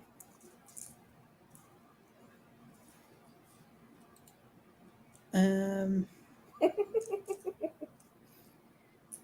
rush to the other end of the tavern so I can collect myself and figure out what to do. Okay. So yeah, you run past the stunned and gasping patrons and arrive next to Petronella at the bar. Sort of trying to collect yourself after seeing such a horrific sight. Though, that said, you've seen demons, which are probably worse. Yeah. Probably. Can I ask him what the hell's wrong with him as he's huffing and puffing behind me? Yes, you can. Okay. What's the hell wrong with you, mate?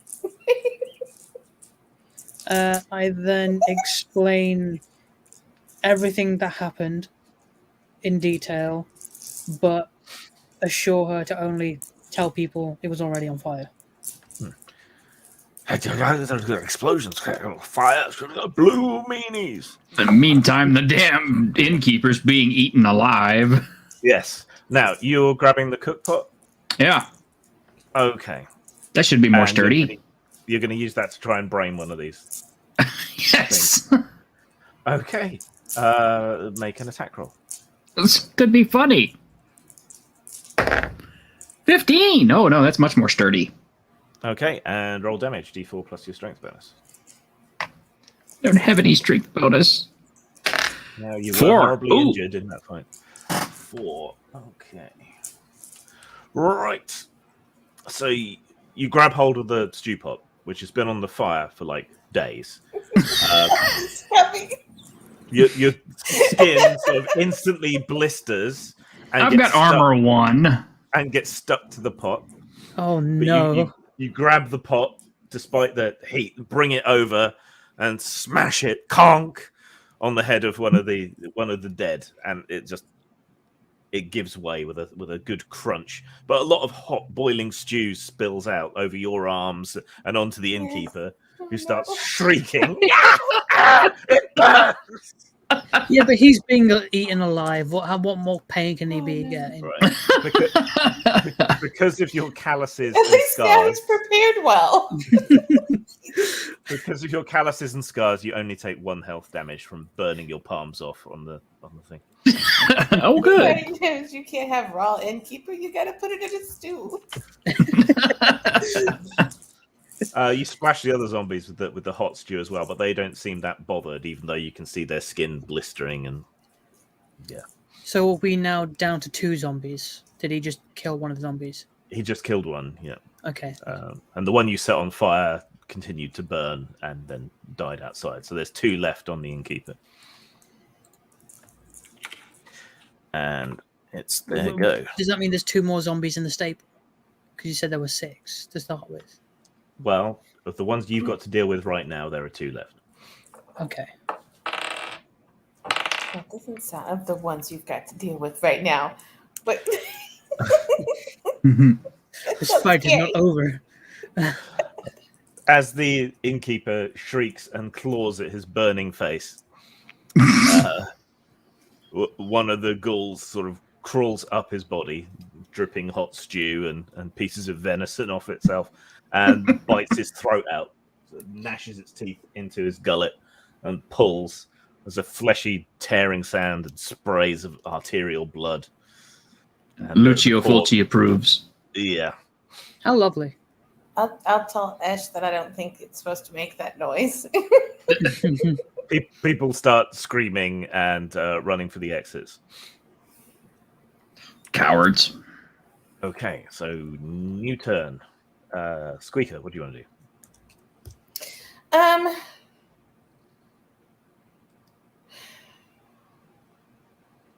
At this point, is it now that the people have cleared out, can I see anything for the frenzy, or is it still just from my perspective, there's now worse things going on at the door that have frightened people, but I still can't see them because of the... Yeah, because suddenly lots of people are in your way and they're all clamoring to get out the exit behind the bar. Okay, I climb up on top of the bar, keeping my ale close to me. Don't Like, spill a drop. ready to, you know what I mean? Like, kind of just ready to get my feet off the ground so I don't get knocked over, have a little bit of island, like, just to get out of the Yeah. way. And Yeah, take to the bar. You're buffeted a bit, but you managed to get up onto the bar away from most of them.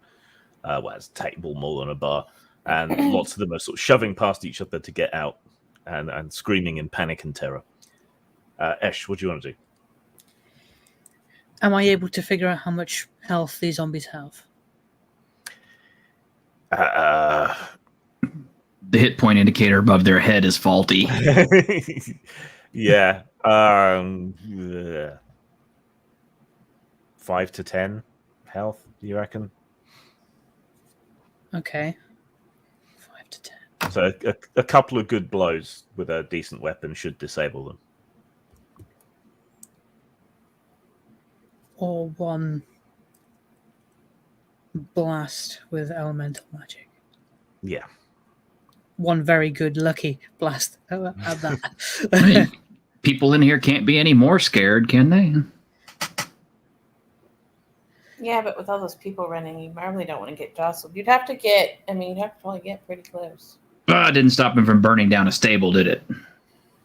He still got pretty close. It was on fire when I got there. Okay.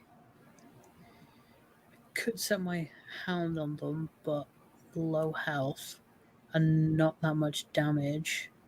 You could actually do both. Yeah, you can do both. Oh, Just okay. instruct your dog to attack, and it will do so autonomously. Right, okay. If I do one like air blast with my elemental stone, does it have AoE damage, or could I take both out in one go if I get a lucky roll, or only one? I'll interpret it depending on what you roll. Okay.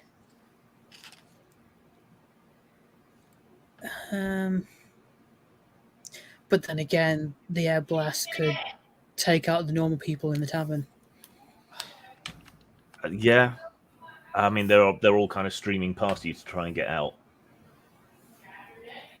But aren't there like 2 exits? Yeah, but the other one is full of dead innkeeper and zombies. Yeah, no, that's what I'm saying. So yeah, okay. Is anybody trying for the windows? No one's been that smart yet. Oh, I nearly forgot.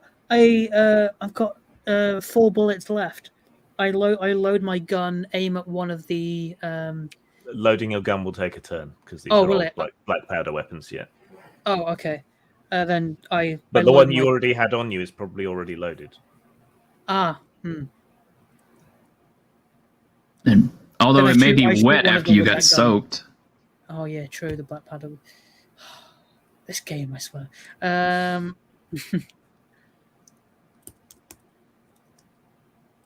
I won't take my chance. I'll load the other pistol and then I'll wait for the next turn. Okay, so you hurriedly load your other pistol while your dog circles backwards and forwards protectively in front of you. All right. So, Shirt, you're the only one who hasn't gone this turn? I gotta do everything myself. Okay. Pot head. Clong. Make an attack roll. Yeah, got a 6. So that's a miss. Yeah, that's what I thought. You swing, but in his death throes, the innkeeper is kind of rolling around with these 2 ghouls. And so you fail to land an effective blow. You strike a glancing blow against one of them, and then the pot smacks into the door frame and reverberates like a gong. Most of the stew has now fallen out of it. Oh, good. It's lighter. Yeah, easier to wield. Yes. The world's biggest pot helmet. Yes. Although I don't recommend putting it on at this moment.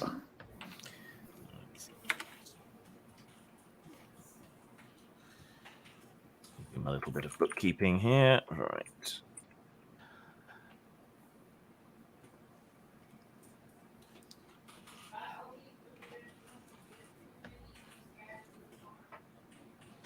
Right. the two that were on the innkeeper, one of them chewing on what's left of his throat, they stand up from his body and lurch towards you, T-shirt. So can you make 2 defense rolls, please? That's agility.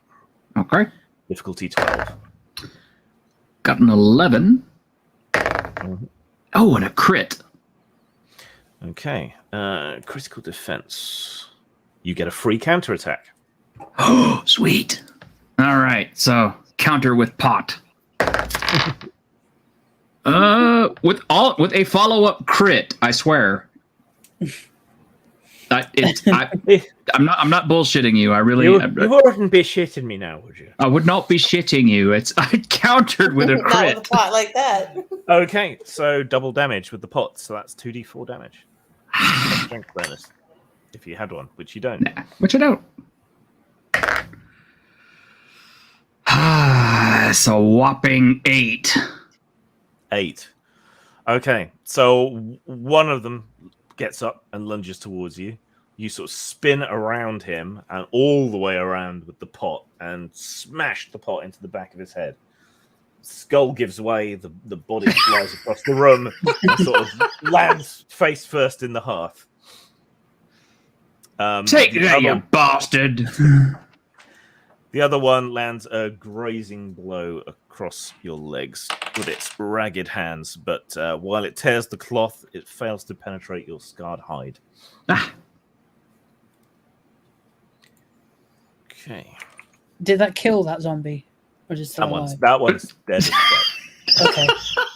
It's Wait, double dead. okay, they're zombies, okay? Anything Yeah. can happen to them, they still survive. Ooh, he's not going to survive long without a head, Ash. Okay, Right. As all that's happening, you hear more shouting and screaming outside from where people have been running, and you hear a pistol shot go off. Great. Right, you'll go. Squeaker. How about how many people are left at this point? Was most of the populace like 2 or 3? Like, Yeah, there's 3 or 4 more timid people, sort of clustered at the door, not so sure about running away now. The innkeeper's wife, the innkeeper's daughter, and the innkeeper's son, because they're less likely to want to flee this place. So they're still in here. okay. Immediately after the gunshot, I yell at them with authority and presence to lock the door. You are a merchant and a member of the guild, so yes. Make a presence roll though, because they are panicked. Okay.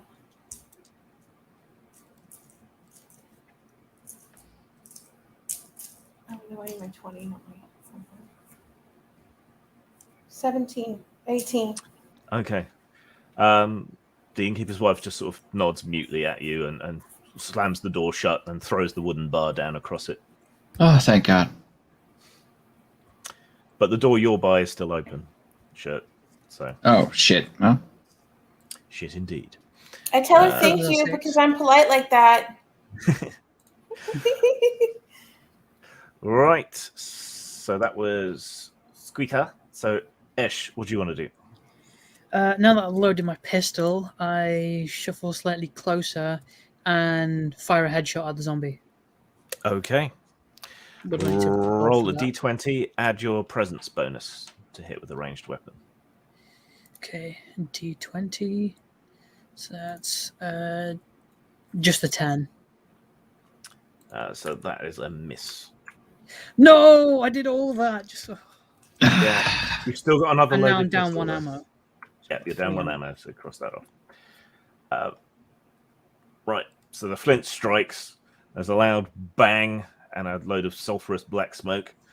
The half-inch ball flies from the end of the pistol, and with the notorious inaccuracy of all weapons at this period, completely fails to hit what you're aiming it at, and instead smashes a bunch of tankards on one of the tables. Oh. You still have your backup dog. Yeah, but if I send my dog in, my dog's only got 5 health, and worst case scenario, the zombies got double that. and my dog can only do bite, which is difficulty rating 16 and for D3 damage, so it won't do a lot of damage. So it'd be more effective if I use my dog as defense rather than offense. Esh is metagaming hard. Does the Hellhound? He's used to computer games. That's fine. Does the Hellhound is the one on fire the one that's still alive? No, that one's dead outside. Oh, there's 2 more in the barn. Does that help a Hellhound in here, or is it just at all? No. Since they radiate heat doesn't help them. Doesn't really help them at all. Okay. Sure. Would I be able to do another attack in the same turn, or is there only one attack per turn? You could have fired both pistols, I suppose. Or what about like one ranged attack and one magic attack, or is it not? Yeah, you could do the magic attack as well. Yeah, I'll let you. Okay, so since it's just the innkeep's family inside, I use my shoestone to fire an air blast towards the remaining zombie. Okay, so make a presence roll to hit. Yeah, there you go. The gypsy's expendable. I rolled a 4. Okay. Can I use one of my omens to re-roll? You can. Okay. So cross off an omen. Yes, so... Hey, Nodette. 2 omens left. And then re-roll the d20. Yep. 19! Let's go! Right, and roll a d12 for the damage. D12. Oh, okay. This is the one that usually gets me. Shit.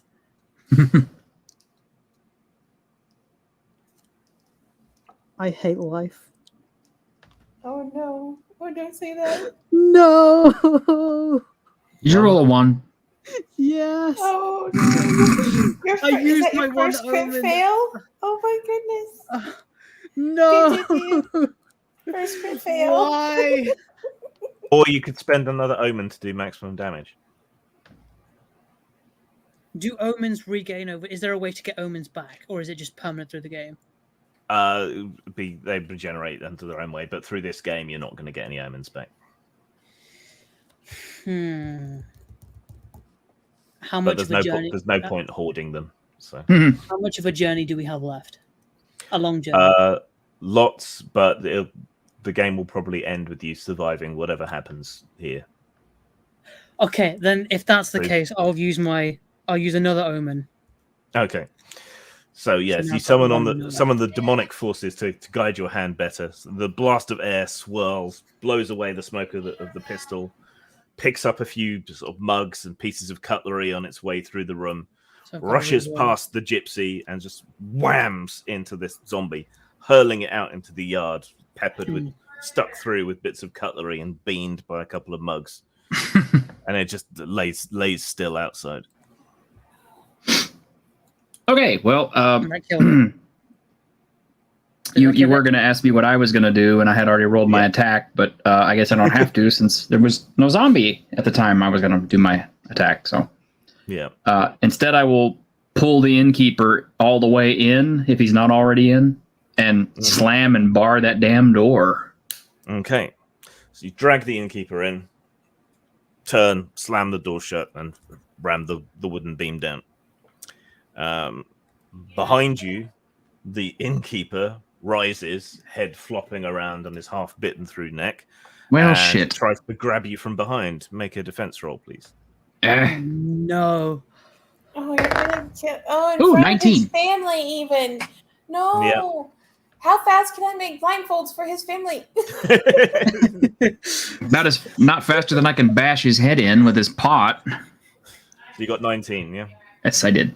Yeah, so you feel him slam into your back and sort of reflexively drive your elbows back and knock him staggering away back from you with his head flopping around, blood squirting out still. His wife shrieks, "Gilbert, no!" And his daughter and son say, "No, da, no." Right. So your turn. There is an innkeeper zombie now. And stout fellow he was. Squeaker. Well, the fellows seem to have this well in hand, and I'm worried about the panicking family running over there trying to hug on whatever. No way. So I'm gonna go and try to calm down the family. Okay, so sort of What? gather them up with your cloak and hug them and try to comfort them. I've got to kill all these fuckers myself. Yeah. How do you comfort someone from their undead husband rising from the grave with his head flopping about? You just hug on them, be like, "Oh, that's rough." Then I don't know what that was, but it's just gas escaping the body. It's just a frustrating. His butt is scratched. His butt is scratched. No, really, he's fine. Gypsy caves his fucking skull in with a pot. Yeah, he'll be fine. I feel happy. Okay, Esh, what are you doing? Okay, I've got a scroll on me, or 2 scrolls actually. Does it take? Do I have to use it and then attack the next turn, or can I attack within the same turn using the scroll? Yeah, you can just grab it, unroll it, speak the command word, and the scroll will take effect. Okay, then where is my scroll? You'll have to scroll to find it. Yes. Mostly dead. So hands of the beast gives you claws, or lying spirit turns a creature invisible for a time. I can't use both in one go. I've got to choose one or the other. No, got to choose one. Okay, I use Hands of the Beasts, which gives me claws for 10 turns. 1d10 turns. Wow. Oh, okay. So roll a d10. Okay. The d10, there we go. And 3, so 3 turns. 3 turns, yeah. So you grab the scroll, unravel it, speak the hellish, infernal words that are inscribed upon its surface. The scroll burns away into ash, and your fingers sprout iron claws. Wow. Okay. And then Get him, Wolverine. I go to attack with my claws and send my dog in at the same time. Okay. Oh, now he does it. Yeah, there's just one zombie left. Yeah. Yep. Okay, so roll a d20 plus strength for your attack. D20. 6 plus 1, so that's 7. So that's not good enough. You're not so much into the old fisticuffs. So yeah, you come up. Damn it. You come up behind the creature and stab at it with your claws, but you just pierce dead flesh without really inconveniencing it at all. Okay. Roll d20 for your dog attack. Go, dog, go. Come on. See spot chomp. 12. Chomp spot chomp. It needs 16 to hit. So it charges up and runs its legs, bites and grabs hold of his trouser leg and starts tugging at it, but it doesn't really seem to. So I'm basically going out in a bloody mess of glory. Yeah. Shirt. Well, still have this pot in hand, so sorry. There's a natural 19. Wang. Okay, d4 damage. 1 whole point. Yeah, d4 damage with the ill behavior. Back once again with the Renegade Master. Yeah. Right. So yeah, the pot smacks into his head with a loud clang, and his head sort of rolls around on its floppy half stump. But he seemed to kind of move with the blow and didn't really seem to hurt him that much because his head could move. But you do get sprayed with arterial neck gore. Yay. Which is nice. Right. Can you make a defense roll, please, Shirt? I can. This guy's really interested in me. I got a 14. Yeah. Clearly the tastiest. Yeah. Right.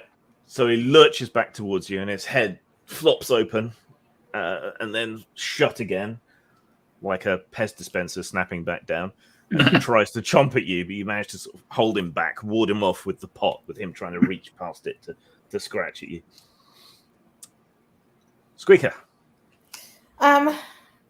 Okay, so I've attempted. Let me go. Let me go to him. People. I don't let them go. I just merely assure her that they are trying to calm him down. He looks pretty calm after I coshed him with me pot. But I just try to keep her distracted and like do I notice any tension reduction whatsoever? Like I want my focus on making sure they don't freak out and we make more zombies. The son, who's a bit younger, seems comforted. He's kind of hugging around your leg, really. He's about 8 years old. The daughter's 16, 17. But the mother and daughter don't seem that comforted at all.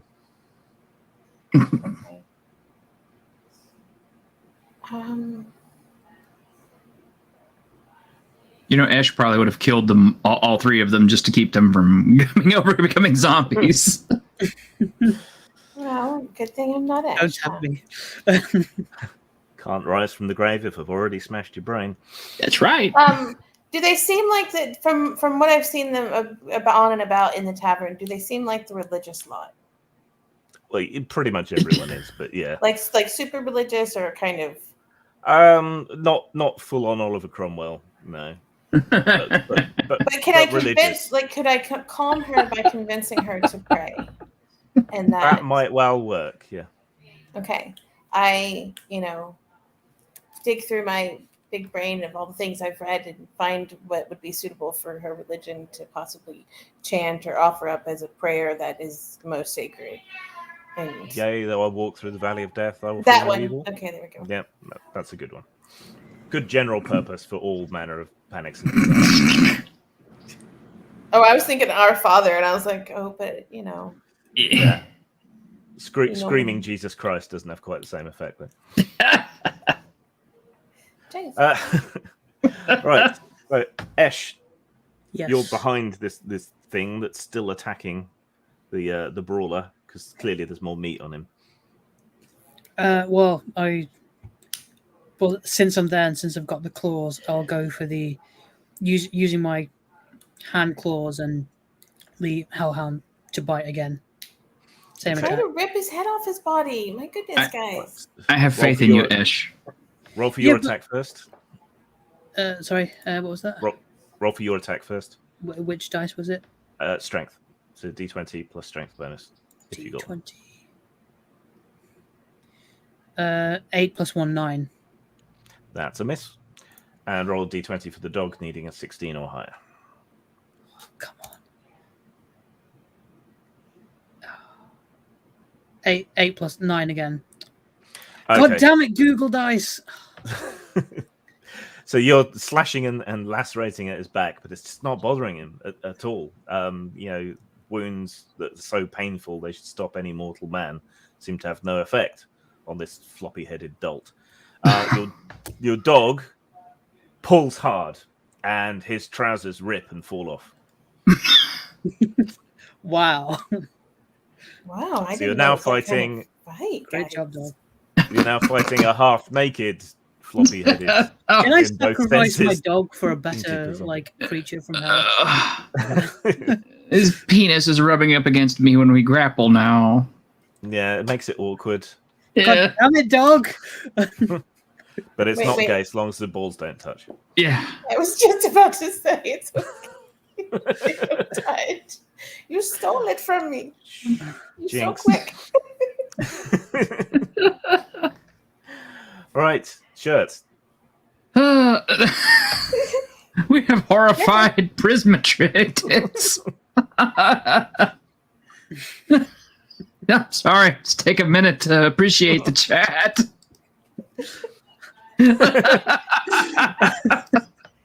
Okay. You're into MMA. Yeah. A little. That's not the first time I've wrestled a man naked. Yeah, a little homoerotic rolling around on the ground shouldn't bother you. Yeah. No. No. All right. Let's go pothead. I rolled a 4. I'm going to, I'm tired of this. I'm going to expend an omen and try to reroll this thing. Okay, reroll. There's a 10, straight 10. Nah, that's not enough. You need 12. But since God you damn spent an omen, I'll let you hit. Roll Thank damage. you.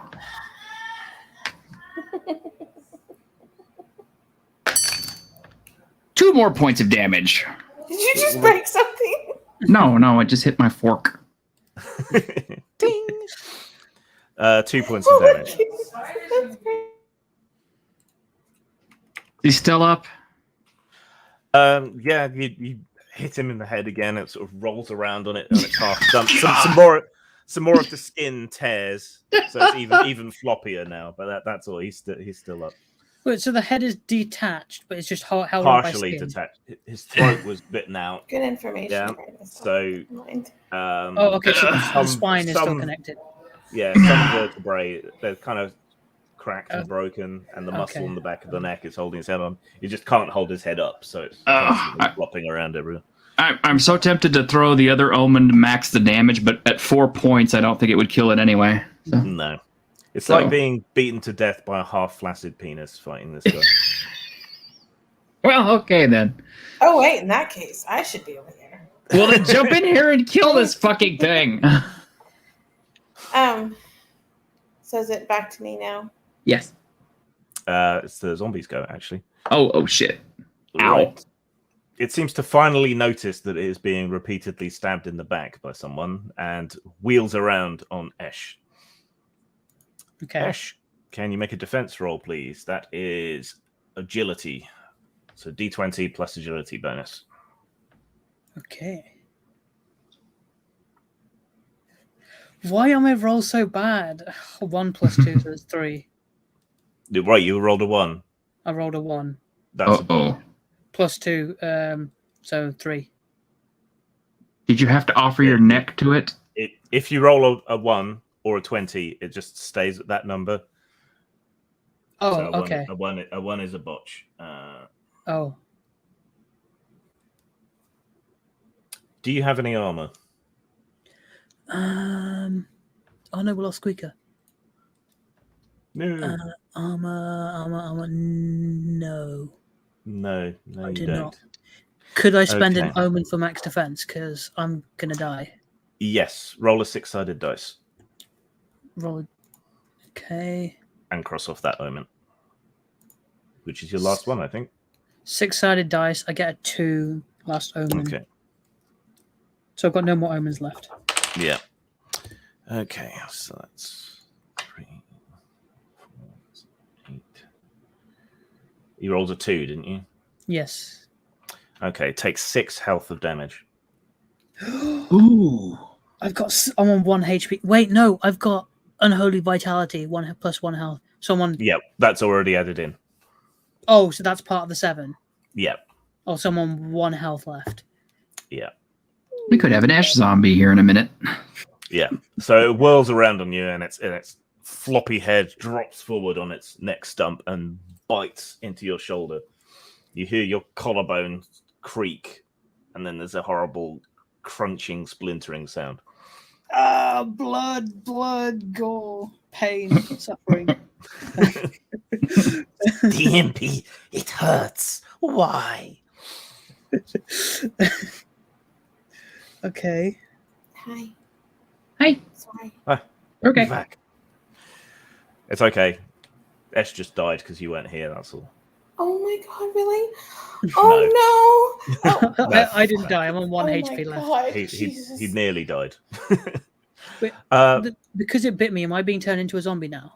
We'll have to find that out later.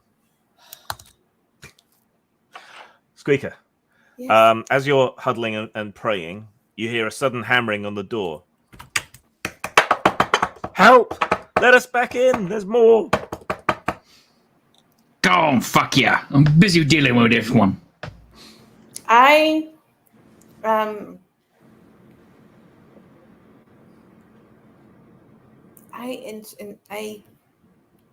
convince or attempt to convince the lady to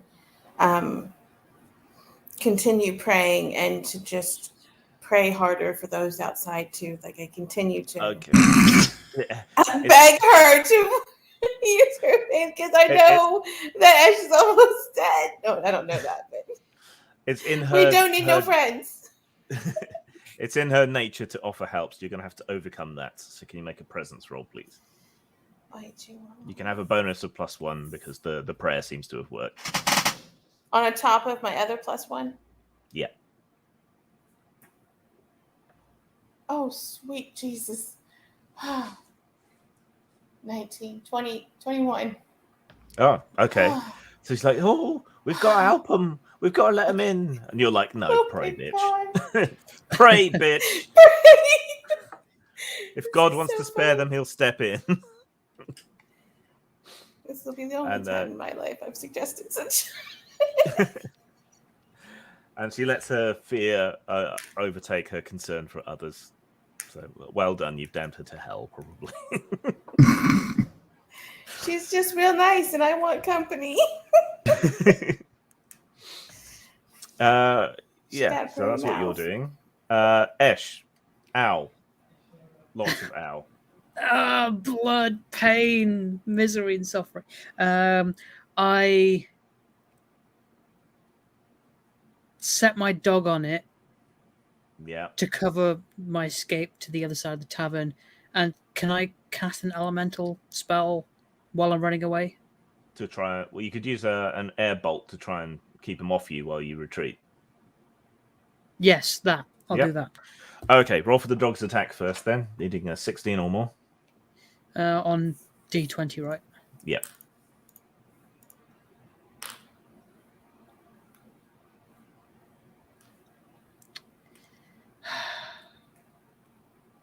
Fail? 7. Okay. It's not a dog, he's a fail whale. Yeah. Yeah. Aww. Okay. I'm trading this dog in for another one next time I go to Walmart. Get a much bigger dog. Yeah. Welcome to Hellmart. Yeah, I've got a problem with this familiar. Did you keep the receipt? Did you turn it off and back on again? Yes. Have you tried calling it a good boy?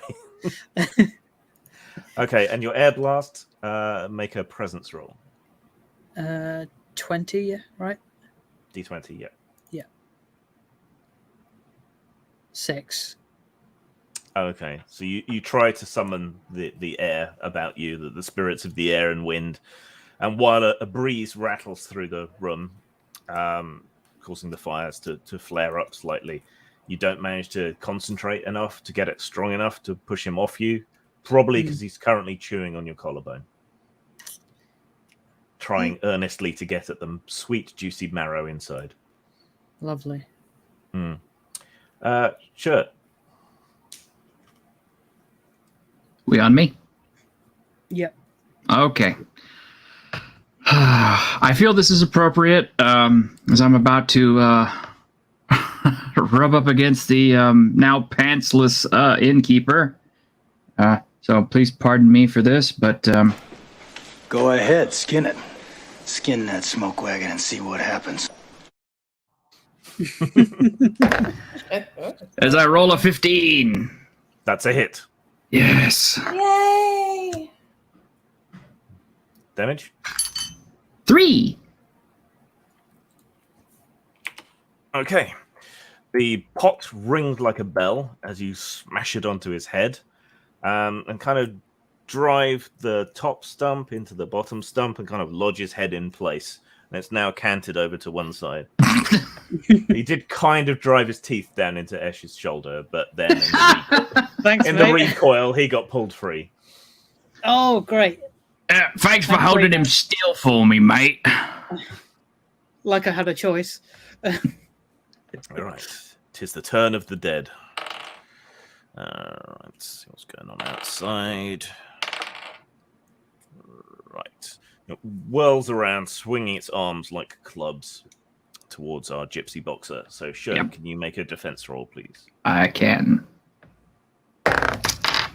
17. Ah. Okay. You deftly, using your expert footwork, duck back out of its flailing arms, and it fails to hit you. This is like my lucky pot, man. This is keeping me alive. Keep it forever. Yes. Mine. My pot. Right. So, Squeaker, you hear more desperate shrieking from outside. Someone is barging their shoulder into the door. And yeah, it doesn't sound like it's a good scene out there at all. Okay. Due to her fear increasing, I know that prayer is working more. I assume so. So I suggest we start barricading the doors and say things like, "It's just the devil talking. Quick, keep them out." And yeah, I try to convince her to help me barricade the doors, basically. Okay. Is that You did so possible? well on the last roll, so yeah, they're all convinced. So they help you sort of flip over a table and slam it up against the door. Do you want to give them any other instructions, or just barricade the door? You said there was, so it's like a littler boy, 8? Yeah. Make me some wine. Praying is hard work.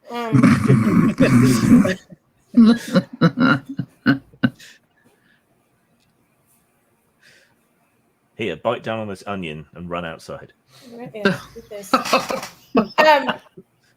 Was there an upstairs to this inn? Yes, there is an upstairs. That's where the common room and Would the little boy be old enough to go and deal with things upstairs? yeah, Like shut doors, or kids start working and so on pretty young at this time. so I could just have him say, go upstairs and make sure upstairs is shut, and he would know, like, shut all the windows. Okay, I have the older girl continue to help me downstairs, blockade, with the moms. Okay. Since the tables are heavy, and then I send the boy upstairs to seal anything. So you start starting with the door, flip over a table, wedge it up against it between you. The little boy sort of stops sniveling, wipes the snot from his nose with his sleeve, and then dashes off up the stairs. Okay, Esh. Okay. Since I've been dislodged from the zombie, I hastily make my way to the other side of the tavern, and Where then people are frenziedly piling furniture up in front of the door. well, there's not really anywhere I could go, so yes. Yeah. And I try another air blast. Okay. Sort of holding onto your wound, you Yes. use your shoe stone and make a blast. Okay, make a presence roll. 20. Ooh, Nice. Yay! great. So that's double damage. Roll 2d12. Oh, this Or thing's is it dead. roll and then double it. It says double damage. Roll d12 and double it. 1d12 and double it, did you say? Yes. Yeah. Okay. Oh, 1d12. So 7, double it, 14. Ooh. It's dead. Okay. Man, took y'all. So you whirl the air around the room, picking up pots and tankards and plates and cutlery and detritus, sort of whirling around and around and around before finally unleashing it towards this thing. So, sure, you're desperately trying to hold this thing off and beat it to death with this pot when suddenly it's blown to one side and sort of broken and shattered against the wall. Yeah. Give him a thumbs up. Yeah, it doesn't seem to be getting back up again. Ah, finally. Okay, so we're out of combat, but occurrings are still happening outside. You can still hear shrieks, Y'all better cries, get that back door sealed up. groans, the occasional gunshot. Well, since I'm still next to the door where we had the innkeeper at, and it's barred. No, there's nothing pounding on that door. No. No. Okay. You could Go around the one that. door. Huh? You could shut and barricade that door. Oh, I already barred it. We can throw barricades up, but there's nothing pounding on it yet. The one that people are pounding on, there's no way to see who's at the door, is there? No, there's no spy hole or anything. There are 4 medium-sized windows. Oh shit! They'll come through those Glass is next. expensive. Yeah, they'll come through those next. All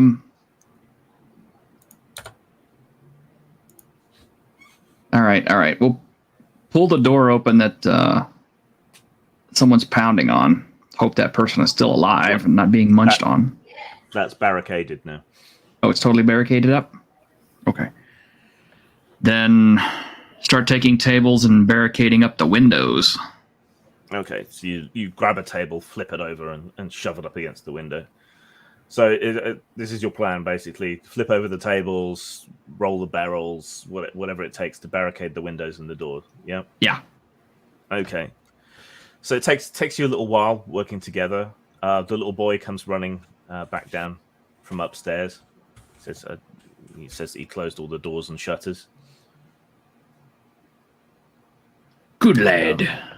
By the time you've finished, all the dragging and shoving and pushing of all the tables and chairs and barrels and everything else that you can use to blockade the doors and windows, by the time you're finished, the rain outside seems to have abated, as have the cries and screams of the dead and dying.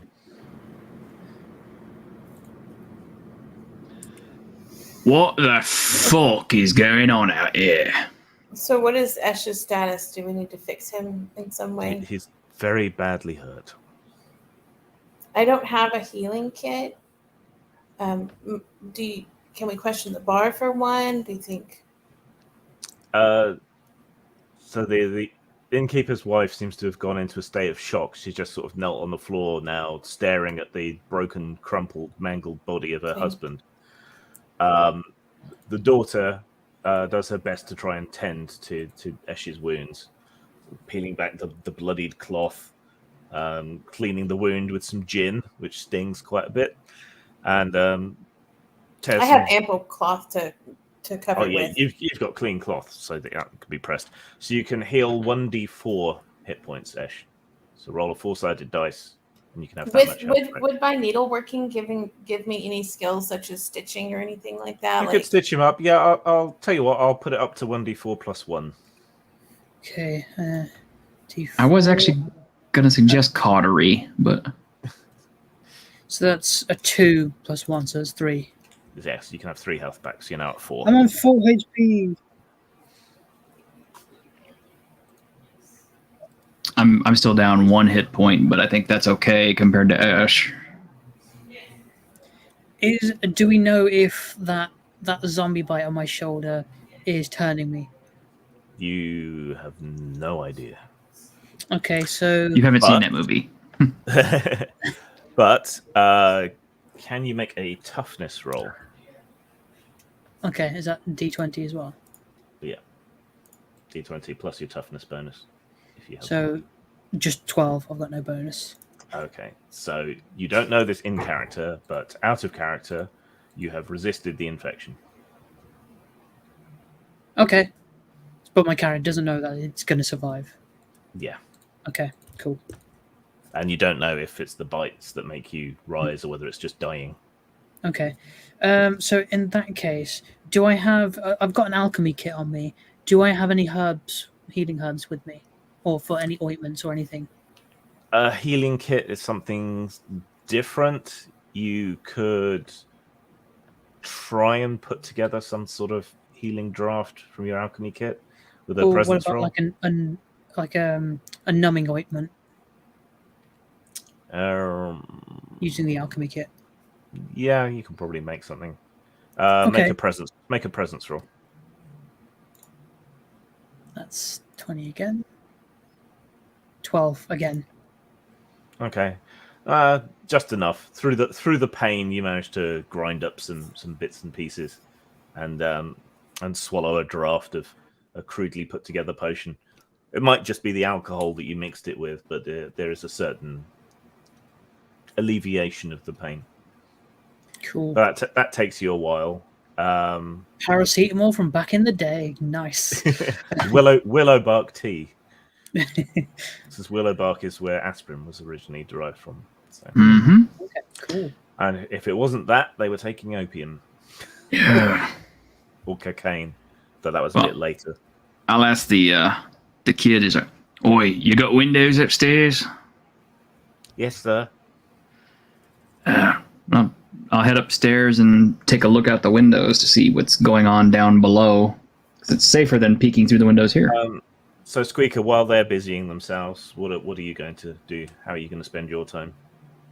So you've got a moment to catch your breath. Well, I was gonna tend. I thought I was tending to Esh as well.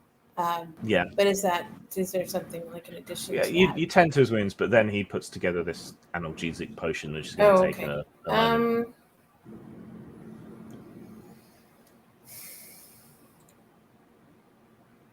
As a tradesman, I feel like I would have a good idea of things like inventory and stock kind of, knowledge, even if it's not of things I would stock. Can I just kind of take an inventory of our surroundings, get a lay of the land? Okay, so all the tables and chairs and barrels and everything have been pushed to the outsides of the room, blocking up the doors and the windows. So the floor is now bare boards. A lot of the straw has been shoved to the sides as well. So old, battered, heavily varnished boards. Through gaps where the wood has shrunk, you can see that there is a cellar down below, and there seems to be a lantern down there casting a little bit of light. So you can sort of see through the floor into there. You know that upstairs they've got a common room and some other rooms. So there's probably just bedding, chamber pots, things like that up there. Maybe some of the travelers left some of their gear up there. Perhaps you'd have to go and have a proper look. And you've got plenty of barrels of ale and a few bottles of gin. Okay. And wine. And they had stew on hand, so there has to be something down in that cellar. Yeah.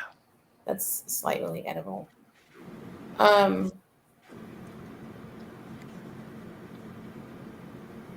think I'll go. I don't really want to leave Esh by himself downstairs. I mean, I've now got 4 HP, and I now have like a healing, like a painkiller potion. So I'm semi-stable. Yeah. I still don't know but in character, I still don't know if I'm going to fully heal yet or not. Yeah. Do I have the capability to make Molotov cocktails out of curiosity? Alcohol doesn't burn that hot, but yeah, you could. I'm just curious. I'm like, hey, wait. You could theoretically use the gin bottles as Molotovs. Okay, good. I think I'll go upstairs as well and begin surveying the rooms. Okay. So there's a big common room with a bunch of pallet beds in there with straw stuffed mattresses, blankets, basic pillows. There's a lantern hanging from a chain on the ceiling, casting a bit of light in here. There's a couple of backpacks in here that the travelers must have been using and left behind in their hurry to escape. So that's the common room. The private rooms, one of them seems to belong to the family, so all sort of living on one on top of each other. There's some old basic oak furniture in here, a trundle drawer underneath the main bed that turns out to be another bed, a chamber pot, a wash basin with some slightly dirty water in it, some spare clothes, all of that kind of stuff. And the other separate bedroom has a big double bed, and there's like three traveling bags in there and some basic furniture. Okay. I'm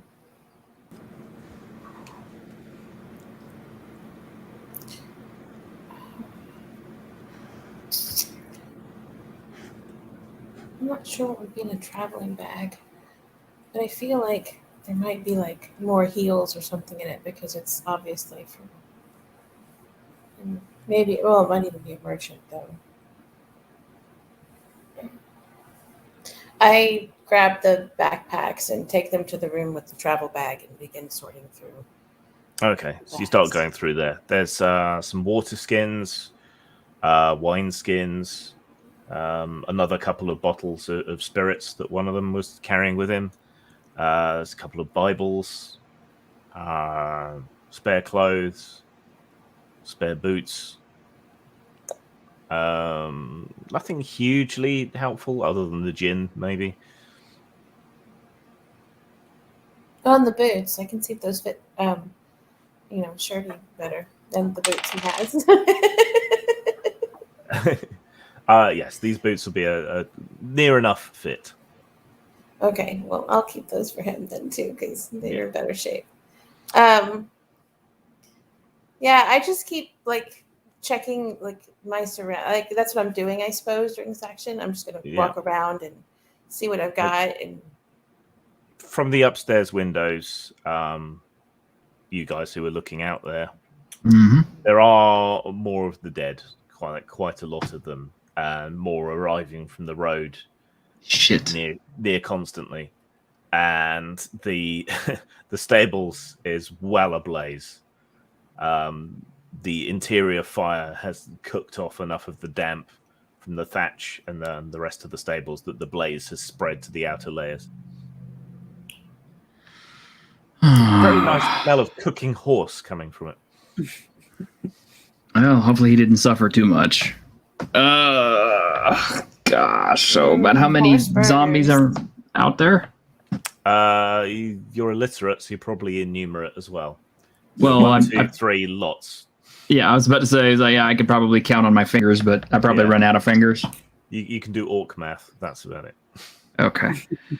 Yeah. How many can I get up an estimate? Yeah, you're more literate. You reckon there's at least 24 out there, and they're coming all the time. Yeah, a couple dozen. Yeah, we got this, y'all. I'll come down and relay the bad news. Okay, so you can gather everyone back together, down below. Well, there's more of them outside than I got fingers. That's a bad sign. And if they're all as tough as that old innkeeper, we's gonna have a hell of a fight on our hands getting out of here.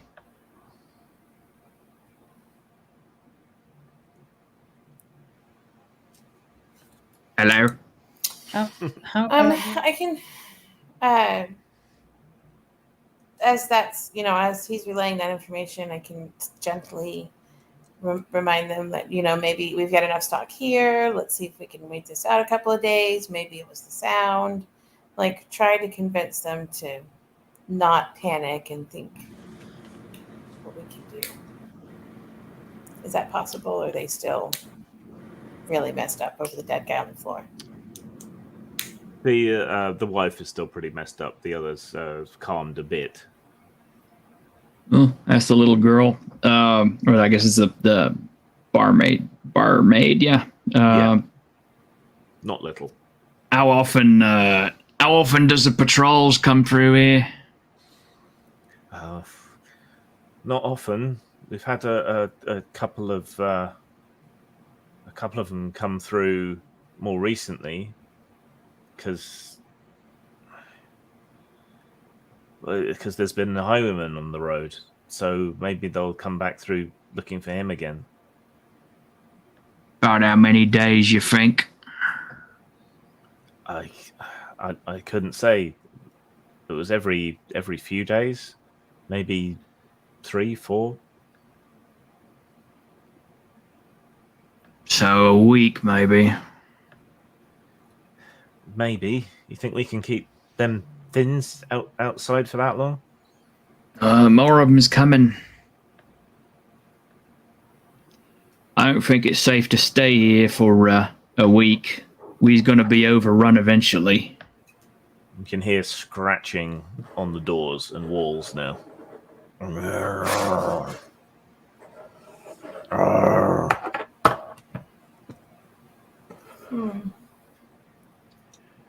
Quick question. We's gonna have to make a run for it. Am I regenerating health over time? Like one per turn or something like that? You won't get any more back unless you get a night's sleep or more medical attention. Okay. Oh, Sorry, go on. I was about to say the fog is lifted though, hasn't it? Yeah, Is it the even rain. daybreak? The rain stopped. It's nowhere near sunup though. It's still deep Shit. in the night. But the blazing stables cast a lovely light. Oh, no. That's probably what's bringing them over here. I desperately try to convince them that it is, it's not going to last. Like we are fine. Like to get them to hunker down. Okay, how aggressive are these zombies? If I go to sleep for the night, will they get in the tavern? You Okay. don't think they're strong enough in the numbers that are out there at the moment? Okay, I'm going to bed. Bye. Good night. If I die, I die. If you sleep upstairs, you'll have more warning. Because the screams downstairs. Yeah. Screams downstairs. Okay, then I Okay. go upstairs to bed. You go upstairs, grab yourself, the big double bed in the. I have a room. blanket with me, so I'll use that. Yeah, don't want to use their blankets. Yeah, no, gotta use my own. Okay, your dog curls up next to you, giving you plenty of body heat. Yes. So what are you two doing? I wasn't told to bring my own blanket. So can I steal Esh's? You may have. You've probably got He's a got a blanket dog. in your He doesn't need a equipment. blanket. You have a blanket. There are spare blankets, and you probably have one anyway. And you have bolts of woven wool. Make my own blanket. Yeah, you can make a DIY. nest out of your weaving samples. Lady IKEA, that's what my friends call me. Make my own. I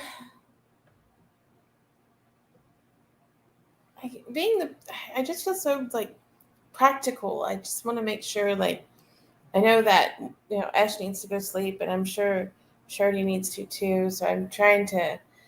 We need to clean up that carcass on the floor for starters. Mm-hmm. Using faith or just I guess my perception. Like, is there a way I can convince her to give him a quick cremation in the hearth, or Oh God, no, that'll stink. Yeah. No, well, we got to get rid of this body. Hey, can I convince Shardy to throw it outside the window? You could throw him from one of the upper floor windows. Up from the upstairs window. That's what I was thinking. That'd be safer. Yeah, I'll do that. Okay. So between you, sparing the family the job, you drag the battered, broken, hefty corpse of the innkeeper. And probably all the other zombies out of here too. Whichever other ones we killed inside. Drag them upstairs one by one. Throw open one of the windows. It's a bit of a tight fit, but you manage to wedge the bodies through and watch them drop down into the inn's yard, one on top of the other. Just out of curiosity, morbid curiosity, I will watch and wait and see if they will actually go and eat those. Yeah, the level of groaning and moaning and excitement amongst the dead rises, and they fall upon the bodies. Oh. Okay. Squeaker, were you up here? Yes. They's a little bit preoccupied now. Maybe we could make a break for it. Well, all of them are preoccupied? I don't know. I can't. No. It's probably about 6 of them crowd around the stack of bodies and are trying to feast upon them. Out of a dozen? Well, no, it's 2 dozen. Yeah. And there were more coming. So there's more like 30 out there now. Yeah. Shit. I in a way you can understand. Because you can't count. But I explain that it's probably best, and that it's a small meal, and that there's still more on the other side. And I explain why that's not a good idea.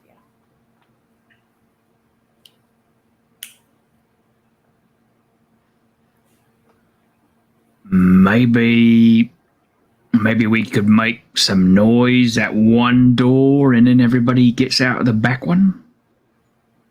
No, I really, I mean, I feel like it's the nighttime and it's the fire, and we're not going to get out right now. I'd rather, like the chances, like, I'd rather wait it out. I think it'll be okay in the morning. Well, at least we could seize in the morning. At least I'm hoping so. Go wake up Ash and ask him. Let a boy sleep. But I think we should just try to, like, I make sure everything's extremely barricaded as well. Maybe set up a small, like, between Shirley and I, a little watch or something. I'll see if I can't make sure that the family gets upstairs and in their beds and just, can't get out of here until the morning anyway. So get up there and get a rest because we're going to need it when we try to get out of here tomorrow. Okay. Can you all make presence rolls during the night, please? That's cocked. Sorry. 13. 16. 13, 14. Okay, and Esh, you can have back D6 hit points. Do I get my 1 hit point back? Yes, you can have your 1 hit. 5. Okay, so I think you're back up to full health now. Yeah. The wound throbs a lot, and you'll have a lovely scar, but it's not really causing you any further damage. However, you, Ash, wake up abruptly in the middle of the night. You can see your dog sat up on the end of the bed with his ears pricked up, sort of looking around. Okay. What woke me up? Or did I just wake up because You just seem to wake up abruptly. Okay. The hearths are still burning down below, but when you breathe out, you can see your breath misting. Okay. So maybe the weird priest is back. Or on his way back. Ooh, on his way back. Oh, that sounds scary. Interesting. Well, I've had some sleep. I've regained my health. I'm gonna go down to check on things. See if everything's alright. You're going to take the lantern with you from the room? Yes. Ow! What? It's the way you're like, I'm going to ask this obvious question because I feel like there's something behind that. Like, now I feel like you should have left the dog in the room and I'm all scared. No, Ash. See, unhook the lantern, turn up the wicks. There's a bit more light, and creep downstairs, trying not to wake anyone. But the unsettling groaning, moaning, scratching, and knocking all around the building. Yeah, that's pretty unsettling already. Okay, so you reach the bottom of the stairs, and in the dying light of the hearth and the increased light from your lantern, you can see a shadowy shape at the door, and you can see the tables and chairs slowly sort of sliding away from the door. What? What?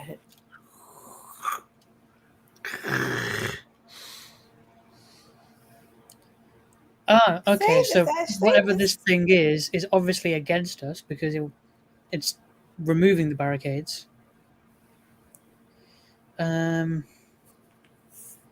I place my lantern on the bar, on the bar, and make a commotion, trying to wake everyone up as I rush to place back the barricade.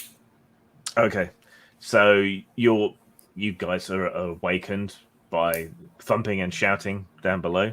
You rush to one of the tables and start to push it back. The shadowy form coalesces into that of the priest.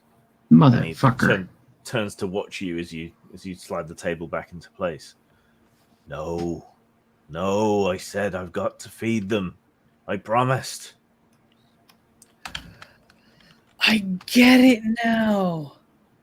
I get it. So the original zombies were actually the people from the village, and he's thinking he's feeding them by offering live human food, and he doesn't know any better. Ah. Oh shit! But he's a ghost. He's not Yeah. like real. We can't hurt a ghost, so. I don't know. Can your dog bite a ghost? Can they like?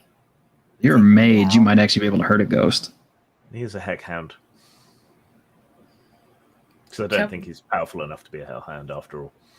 Wow. Okay, what's the state of the family? The family are still cowering in their room, despite having been woken up by shouting and banging. You're downstairs. Everyone else is upstairs, though. How many of them are left?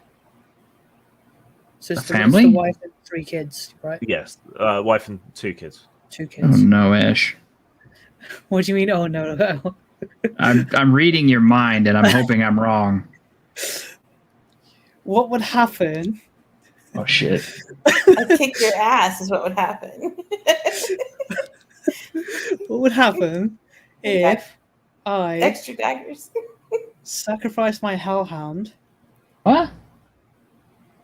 and the family that's left for a much more powerful thrall? That's it. Can I not swapsies? Again, you don't have your laboratory and all the safeguards you'd need to summon a demon to make a secondary pact. But once you get to Wightchester, you'll be able to. Oh, okay. Um, That's that plan out the window. All the more reason, Esh, to keep them alive. Tell them you're going to help them find a better life in Wightchester. And then once you get to the location, you've already brought your supplies with you. Thank you. Great idea. Or worst case scenario, you kneecap them and along the way, and run and let the zombies eat them when you escape. Okay, well, in that case, since I'm already preoccupied pushing the tables and stuff back, once I've finished putting the tables back, can I reload both my pistols? Well, you pushed one table back, and then the priest stretched out his hand and pushed the table back again. No, I've got to feed him. Am I back down there yet? Yeah, you guys are awake and kind of come down the steps now. All right. I'm going to really quick try to fashion myself something much more formidable as a weapon other than an iron pot. Such as? An iron pot and a stick? Yeah, I mean, basically all I see around here pretty much is just like wood. Yeah. They don't even have a proper fire poker, do they? No, they use a stick. That's what I thought. There's a fire-hardened stick, though. Oh, wow. That'll help so much. I'm just basically going to have to build a heavy club. Yeah. Just a nice big heavy stick that, I can cudgel someone to death with. Yeah, you can rip off a table leg. That's a nice heavy club. Okay, yeah. I was about to say the chairs aren't worth shit, but let's hope the tables hold up better. Yeah, so you wrench off one of the table legs, and that seems like it should be nice and stout. That should do the job. Squeaker, you doing any preparation? Not preparation. I just go and start helping with the tables, like pushing a table back. Not the one that Ash is working on, just to. Right. As you two try to undo what the priest is doing, it seems to grow darker and more powerful and more angry. Stop! I said, I promised, I'd feed him. How's that back door look? Make him starve. The back door's still completely barricaded. But less moaning there or more moaning? Because it sounds to me like all the commotion's at the other door. Noticeably less moaning. Okay.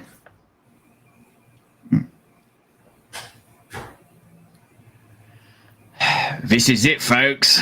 Let's get this other door unbarred and get the hell out of here. If I remember correctly, was there another dog already in the inn? Yes, there was. Okay. He's been really quiet this whole time. Yeah.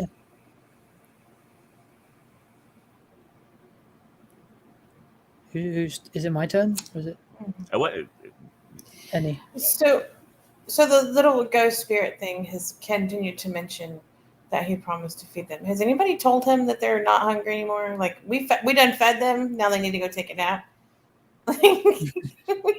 Be my guest. Look, guys, they just had dinner. Okay, now they're just being greedy. Tell your kids to go home. We'll feed them again tomorrow. no, they hunger. Get out of my way. Your food. Food for them. My repentance. Okay, so he wants to feed us to them. Yeah, selfish old bastard. That's why I'm getting another door unbarred.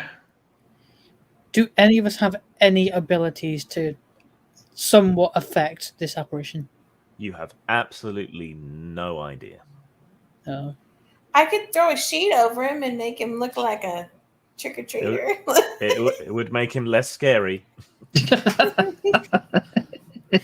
but he's an apparition. It would just go. The sheet would just fall through him, right? Yeah, should do. Well, see, I can't even do that right. Damn. Was Squeakin nice enough to bring the packs down? Probably wouldn't have thought to do that. It's just being awakened up by a loud panicked sound. Woman, go get the packs. We're gonna need them. I currently have a table I'm shoving back, so you're probably closer. Take your leg. So fuck you, I guess. Okay, well I'm busy unbarricading this other door over here. So. Oh, okay. Well then, if I'm closer, I'll go. I mean, well, as far as I know, Esh is trying to put the stuff back at that door. I'm unburdening the other one, so that somebody got to go get the damn packs. So. Yeah, I was putting a table up too. Like I was putting. Yeah, but you'd leave that to go and get the packs. I thought. Sure, I'll go get the packs. Okay, Esh, are you still trying to stop him from unbarricading the front door? Well, it looks like nothing I will do will work. Can I want to try and communicate and say we can offer food. Let us help you. You are food. You are what they crave. Body and blood. Yeah, but yes, we can give you that. Just let us leave. But you are that. Well, fuck you then. You are the communion for my parishioners. I am their shepherd. I shall provide. Did he just call you Jesus? Well, it looks like communicating will get nowhere. In that case, I'm going to stop what I'm doing and reload both of my pistols. Yeah, you didn't do that already? You already said you were reloading, so. Oh, okay. I thought I couldn't because I was moving the table. You can have them loaded by the time the packs are brought down. And the family? Are you bringing the family down? What? Oh my god. Wait. No, because I don't want them to see the apparition because they are familiar with him and they may now the priest is telling us to open the door over there. So no, I'm going to leave them upstairs. You'd leave them cowering in their room, grab the packs, bring them down. Okay. Ash, you got both pistols reloaded. Nice. Shirt, you've managed to unblock the rear door. Mm-hmm. There is some scratching and groaning out there, but it's a lot quieter. That's what I thought. As soon as she gets down here with the packs, we're going to get that door open, push whatever's in the way. Wait. I misunderstood. I didn't know we were leaving. I thought we were going to... Oh, I thought I was helping do something. You are. If we're leaving, I'm taking them with me. I'm not going to leave them behind. I guess you better go get them. So you dash back upstairs. Yes. Quick as quick can be. Gather the family and bring them downstairs, yeah? Yeah. Yes. Okay. Right. So the priest is continuing to unblock the front door, but all that interference slowed him down. You've got the back door unblocked. What's the plan?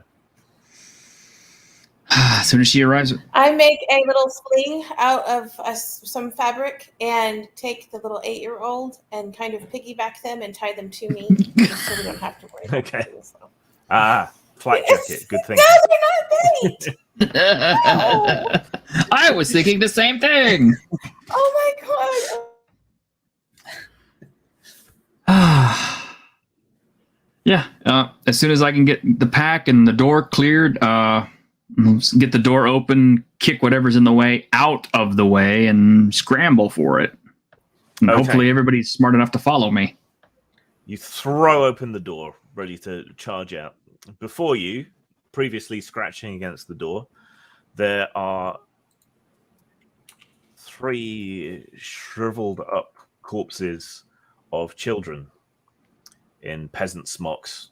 A little girl with flowers in her hair, My a little children. boy whose face is half eaten off, and another no. little boy with a gaping bullet wound through his chest, clean through. You can see straight through him. Oh, no problem. They're small. They're easier to kick out of the way. What? A bullet wound. I know where that Savage. came from. Yeah, just swinging club and kicking them. I'm literally trying to get them out of the way so I can pass, and hopefully everybody will follow me. If they don't, starting with shirt because you're at the front. What do you want to do? like I said, just boot them out of the way. Yep. Okay. So strength. So unarmed to hook Okay. them out of the way. Yeah. I rolled a 3. At least it wasn't a 1. Yes. Okay. So you throw open the door. The children, the sight of undead children unsettles you for a moment, and then you try to shove one of them away with your boot, but end up sort of almost overbalancing and having to grab hold of the door frame. So it has hold of you and your new boot and is sort of chewing on the toe, but you don't manage to land an effective blow. Yeah. Esh, Yes. what do you want to do? I go over to the remaining dog in the inn and use my Yeah. beast tongue and convince it to help us. Hound, help us. What's in it for me? Oh, shit, there's more of those dead things out there. Are you running away? Well, we got to do something. It's either Yeah. do or die. Well, take me with you, and yeah, I'll help. Okay, then. So now I've got 2 dogs. Yes. I'm building me an army. I got a whole family. But that took your turn to Yeah. add the additional dog. So, Squeaks, your turn. Yeah, I'm just running with we're hauling ass. I've got, what supplies I can carry. You need to get these child zombies out of the way first, and the I gypsy have isn't them. doing so well. I can't. Okay. Can I close Well, my eyes and do it? Can I just blindly sweep and pretend I don't know what it is? Yes, you can. Make an attack roll. Okay. It'll be more difficult because your eyes are closed. Oh no. Okay, 15. 15. Uh, That's actually enough. So you sort of blindly stab around with your dagger. Roll d4 damage. no, there's something. glad she didn't roll a 1 or she would have stabbed the gypsy on accident. Yeah, 2. on accident. 2. Okay, you give them one of them a mild stabbing. Oh, pokey You, pokey. you feel the dagger plunge into flesh, but whatever you stab is just growls and doesn't seem that bothered by it. Right. Squeaker, can you make a defense roll? That's d20 plus your agility bonus. I don't think my bonus is going to matter because I rolled 5. Yes. Do I have an agility bonus? Yes, I do. 6. Okay. You get bit. Do you have any armor? Hi, Chihuahua. What do I have to roll? You have any armor? I do. I believe it's Oh, traveling clothes. D2 armor. So roll D4 and halve it. D4. I D4 or you D4? You roll D4. Okay. Heck yes. How do you have a 1? I have a 0.5. So you rolled a 1. Yes. Okay. Which is halved, but then you round it up. So it's 1. Yay! Okay. I didn't get a bonus. The little girl with the dried up flowers in her hair comes at you, all fingernails and teeth, but you manage to ward her off. It must have been her you stabbed with the dagger. Shirt, can you make 2 defense rolls, please? I can try. Yeah. You can do it. Got a 14 Okay. and a 9. Okay, so you managed to ward off the one that's chewing on your boot just by the simple expediency of kicking. But the other one descends on your leg from the other side and sinks its teeth into your thigh. So your armor is 1, isn't it? Yes. Okay, you take 1 health of damage from the bite after all the minuses. So tiny little baby teeth are sunk into your thigh. And you feel hot blood run down your leg. You little bastard. Could have been worse. Needs salt. Om nom nom. Okay, your turn. Shirt. Okay. Same dance as before. Mostly not so much trying to do damage, just trying to knock them away, possibly down, so we can run. Okay, make an attack. Yeah. 15. Okay, so you shove the one that's chewing on your boot backwards with a proper hefty kick. They go sort of stumbling back and then fall over in the mud. So they are down. And hustling the fuck out of here. Leaving a slight gap, which you immediately move through. Yep. Okay. Did I give you a go last turn?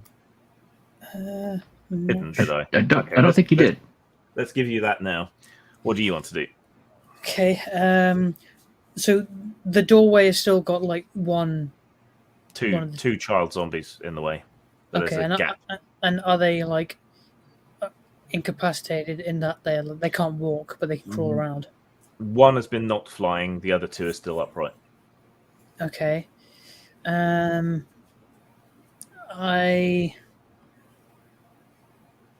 tell my 2 dogs, to grab them by the leg and then yank them out the door. Like tug them out the door. Make 2 attack rolls for the dogs. So D20 twice, needing 16 each time.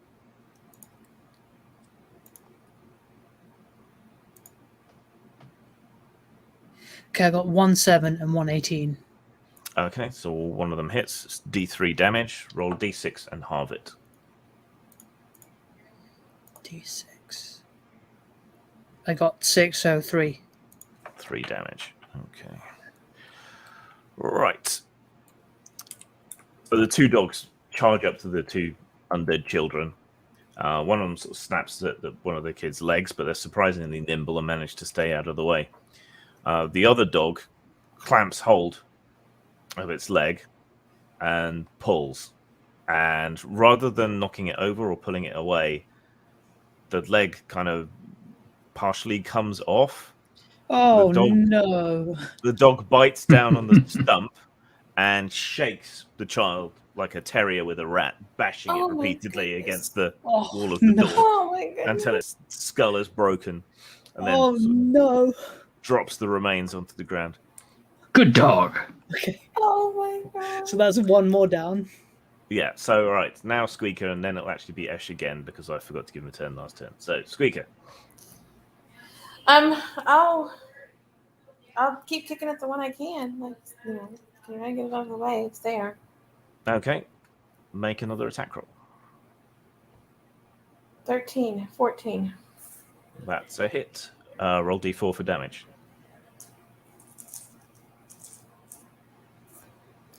One. One. Okay. So you managed to shove them back, but that's about all. You sort of get them at leg length and try to slip past them, but they're immediately coming back towards you. But you got a good kick in with your boots, and yeah, dead children's bones seem to be pretty brittle. No. Oh my god, guys. Then Esh again. I send both my dogs after the remaining child zombie. Okay. And do you want to do anything as well? While my dogs are preoccupied, I quickly make my way outside. Okay, so you dash through the gap. Yes, and then after that I wait. Well, I'll see what happens with the dogs first. Can you make 2 attack rolls with the dogs, please? A 4 and a 15. So both miss, unfortunately. Okay. So they're both growling and pulling at the child zombie, tearing at its clothes, pulling at its skin, but failing to do any significant meaty damage to it, sufficient to finish it off. Okay. The one zombie that was kicked outside gets back up onto its feet, snarling and snapping at the air with its teeth.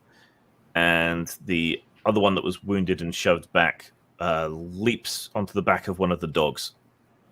Oh, no. The live one? I hope not the live one. Or the non-heck hound one. How much health does your dog have? Uh-oh.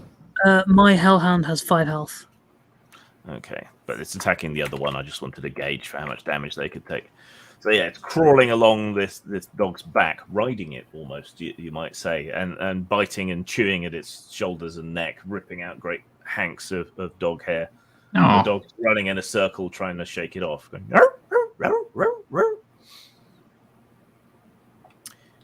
Shirt. Well, all right. I'll help the dog here in a second, but do you like dags? Yeah, I like dags. Especially this one is a good dog because it helped. It killed one of the zombies, so I might as well do the same. I will, the one that got back up, come after it with the club. Okay, so you march up to it and swing your club. Make an attack roll. Yep. There seems to be a lot of 3s lately. Do you have any omens left? I have 1 omen left. I think I will spend it. I may as well spend it. And you can spend omens for other people, by the way. Oh, I didn't know that. You can spend them for what? For other people. Oh. Okay, my follow-up is a 12. That's a hit. Roll damage. Is it still D4 or? Club, wasn't it? Yeah. Should be. That might be better. It might be D6. But it might be D4. I think I can find it pretty quick, I think. Club, D6. D6. Oh, yeah, that's much better. Crack it with a meaty 6. Okay. Yeah. So the child zombie gets back up, comes back towards you, and you just kind of whomp. Hit it for 6. The whole body goes hurtling with its jaw half hanging off and sort of slides into the smoldering ashes of the stable. So there's just the one left. Serves you right, you little shit. Is it the one that's on the dog that's left? Yes. Yeah. Yep. And it's your go, Squeaks. Sweet. Can I locker room pop a piece of my fabric at him, like this that I have? Put the kid down and then just pam, flick the fabric out to try to knock him out. You can try. You can try. Am I within range? Yes. Roll D20 plus your strength bonus. D10. D20 plus your strength bonus. Okay.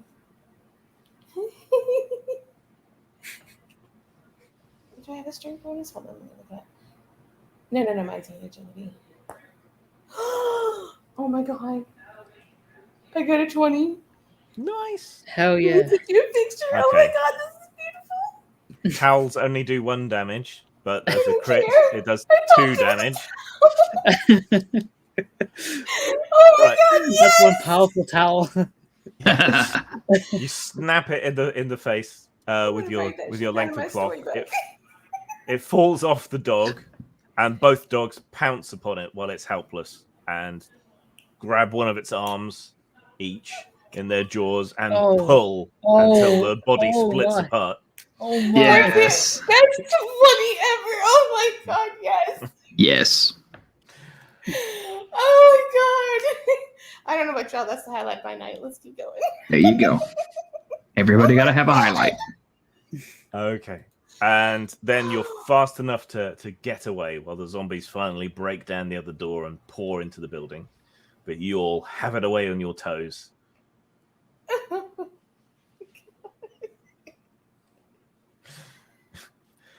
So we shall bring the adventure to a close there with you escaping almost intact.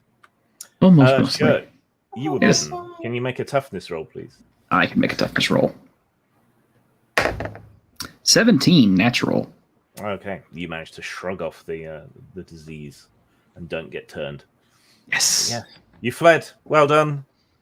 Huzzah. Yay! Oh Did my we save God. the family? Yes, Yes, and you I saved had the the family. Yeah, For now. for now. No, Ash. And y'all don't ever see now. Y'all have to listen to me because natural born leader. Now I want to know what happens next. Well, that's how we get you.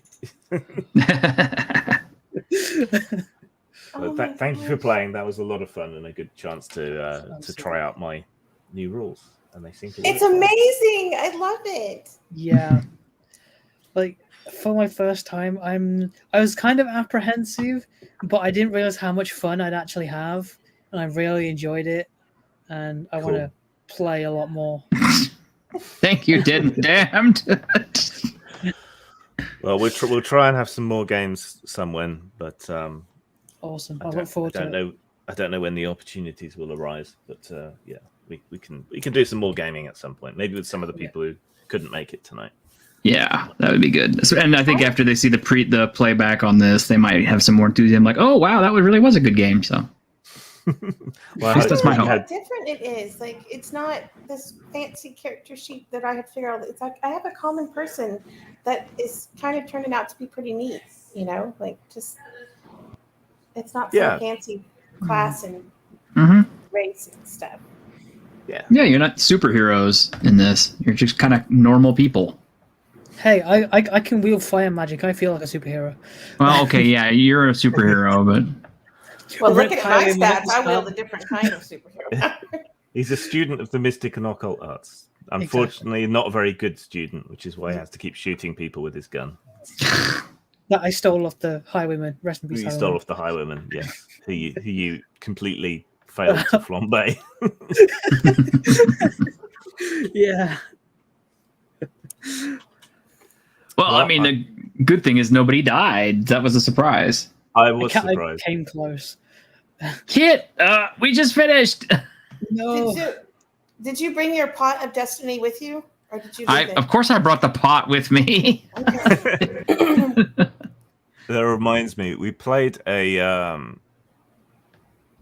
Space Marine game using the old Dark Heresy system, and one of the guys had to go through his sort of Space Marine graduation, so he was dropped on a savage world with nothing, no equipment or anything, and he ended up killing a Tyrannid with a plow blade. So the strangest things can become good weapons in games. He ended up taking the plow blade with him and having the Adeptus Mechanicus remake it into a power weapon. Oh, wow. Wow. So it became his plower blade. The power pot. Yes, I love things like that. Oh my gosh, yes. Another time, I had this tradition. Every time I went to IndieCon, I would run a game of Blood, which is my modern horror game. And the thing that's great about Blood is you can literally pick up anything to use as a weapon. and they ended up killing a couple of zombies by hurling tinned pies. Yes. Which is just amazing. Fuck yes, I'm gonna do that. Now, see, that's what I was. I was gonna throw like the ale mugs at them. I was ready. I'm like, I'll fight with something. And You chose the towel instead. And a towel. If I had Wait, I have brought a ranged weapon. if I had a character that was more a little bit more intelligent and more savvy, I probably would have gotten some of those ale mugs together with a bit of a rope and made a ale flail out of it. I'm smart. Yeah. The rat flail in VG Cats. Yes, it was a Frey Bentos pie, dead and the damned. And that became like a punchline for every IndieCon after that. Not like this. Thank you guys for letting me play with y'all. It means a lot. Anytime. Yeah. I really enjoyed that. I just hope you had fun. Anyway, I don't want to stay up too late on my night off. So. Thanks, Grim. Thank you again. Thank you so much. You're amazing. Yeah, thank you very much for that. Thank you. I had a lot of fun and enjoyed running it for you. So. All right, everybody. Well, let's thank Grim for a great game, and hope you all enjoyed out there in the audience. Those of y'all who stuck with us the whole time, wow, thanks. Especially thanks to Snortopoopus, our mod, our wonderful bear mod that doesn't get enough love. Thank you, Burberry. And we will see you next time. Join us on Saturday. Thanks, guys. Look, the Dungeons and Dragons ride!